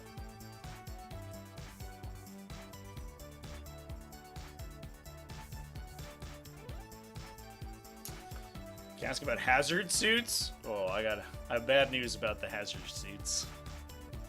They don't even appear in the Legends document. Or do they? Are they in the Legends document? I don't even know. But they're sir not appearing in this film over here. Unfortunately. Alright, Chance. Anything else we want to cover about this Tau drop? I think it's I'm kind of excited about this Tau Codex, honestly. It feels a little less like straightforward than just the playing Kauyan all the time did. It feels like it's more flexible but maybe less powerful. I don't know if that's necessarily the case, but the Tetras definitely getting cut was like a huge deal, especially for all of the detachments that were trying to fish for particular like critical hits. But the upgrade to stealth suits feels like it's like it's pretty transformative, because you already kind of wanted to take stealth suits to buff your damage, but you never, they were competed so hard by Tetras that you just never took them.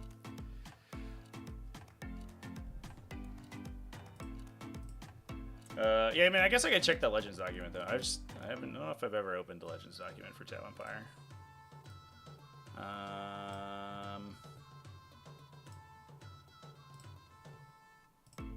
Oh, the old Orca dropship. This is another one of my favorite models from back in the day. Great Narlocs, Narlock Riders.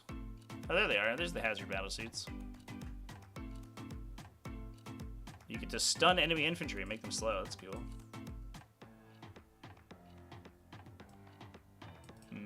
They could take... So awkwardly, these are the old... I wonder if they will... Oh, they updated them to have the new drone mechanics. Yeah, okay. No, that's fine. So you can take guns, marker, or shield drones, and you can take duplicates. So you can make them 6 wounds, but they lose their... They don't have an invuln save, do they? Oh, they can. They do have an invuln save.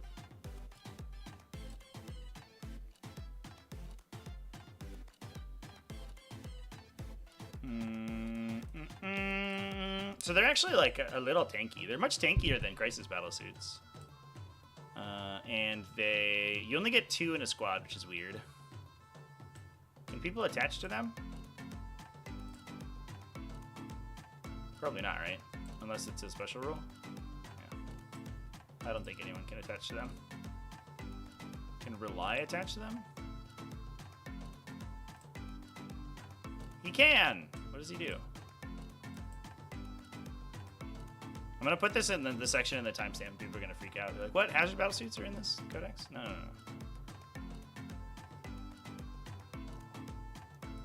Oh, he gives everyone a 5-up in bundle. So you don't even have to take the shield generators. You can just have rely on a 5-up. It's actually kind of okay. Twice per battle, when they are observing, they can make They can reroll wounds of 1. So they can turn into stealth battlesuits twice a game. That's not very good. And his gun's also really bad. I don't know about you, Shadow Rely.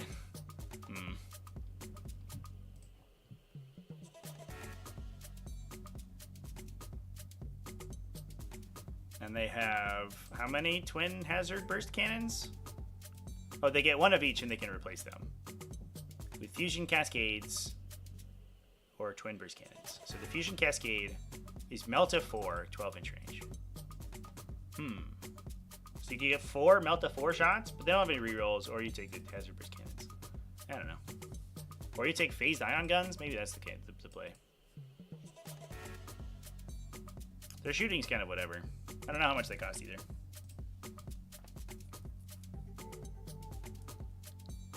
Yeah, they're in Legends. What's the rule for Legends? It's like opponent's permission, basically. It's just like you can't take them in tournaments is really the rule. So if you're playing casually and you just talk to your opponent beforehand, you can play them.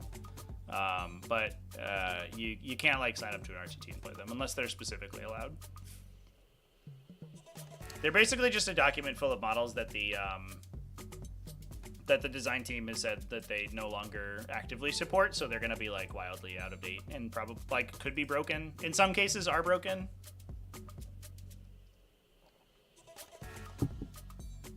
Oh yeah, here's all the old stuff. Long Strike, no! My guy! My friend, he's gone. The old Crisis Battlesuit team. Yeah, here's all the old stuff. Tetras are in there. Yeah. Ripperonis. The poor Barracuda.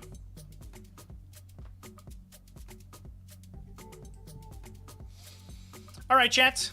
I think we're going to go ahead and wrap up things there. I do have, if we want to keep the party going, which I'm sure everybody does, because who doesn't love a good party?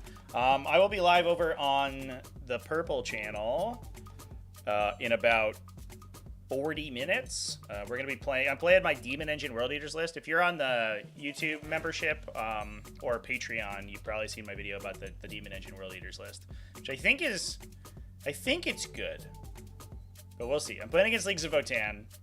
I think that my opponent said that we have a total of like 18 vehicles on the table, so it's just going to be a big tank bash. But his tanks shoot at me, and my tanks punch him with fists. So we'll see how that goes. But that'll be live at 2 p.m. US Eastern, so about 40 minutes from now over on Twitch. Please come hang out with me over there. It's going to be a good game. I'm excited. And I have a video that should be coming out tomorrow. I was just working on it this morning, but this drop came down, so I wanted to talk about the Tau first. So you can expect that. And I should have another one. I want to do a faction deep dive this weekend, so you can probably expect that. I'm going to be talking about Chaos Demons. I actually got a bunch of questions over the weekend about Chaos Demons, largely because they had a pretty good weekend and people were kind of surprised. And I want to talk at length exactly about why that faction's sweet. The Tau stream tonight? I could, but I don't want to commit. So we actually have a ton of streaming over the next couple days. Tomorrow, I'm streaming this afternoon. Tomorrow we have 2 back-to-back streams. I'm streaming a Black Crusade game at 2 p.m. and then at 7 p.m. we have a pod finals. And then Friday night we have a pod finals. So I don't know if I will have time to do a Tau stream. Maybe over the weekend, but I'm not sure. I would kind of like to play Tau. I don't know. Every time they come out with a new Codex, I'm like, they always like try to make them super synergistic. I'm like, oh, this army looks really fun. And then I never play them. But maybe it's time. Maybe 10th edition is my time for me to get all of this Tau off of this stupid... Look at all this fucking Tau. It's Fire Warriors. There's a bunch of Devilfish. There's a Combat Patrol. There's some more stuff back there. I have a Riptide somewhere. Is a Riptide in there? It's just sitting there. It's just sitting there, chat. I never assemble it because I don't know. I'm a fake fan, I guess. All right, everyone. That's gonna be it for me today. Thanks everyone for hanging out. This is a bit of a surprise stream, and I'm glad we had some good Tau discussions. And I will be back over on Twitch in a little bit, and obviously back next week with normally scheduled streams and videos all week. So please stay tuned. Cheers, everyone.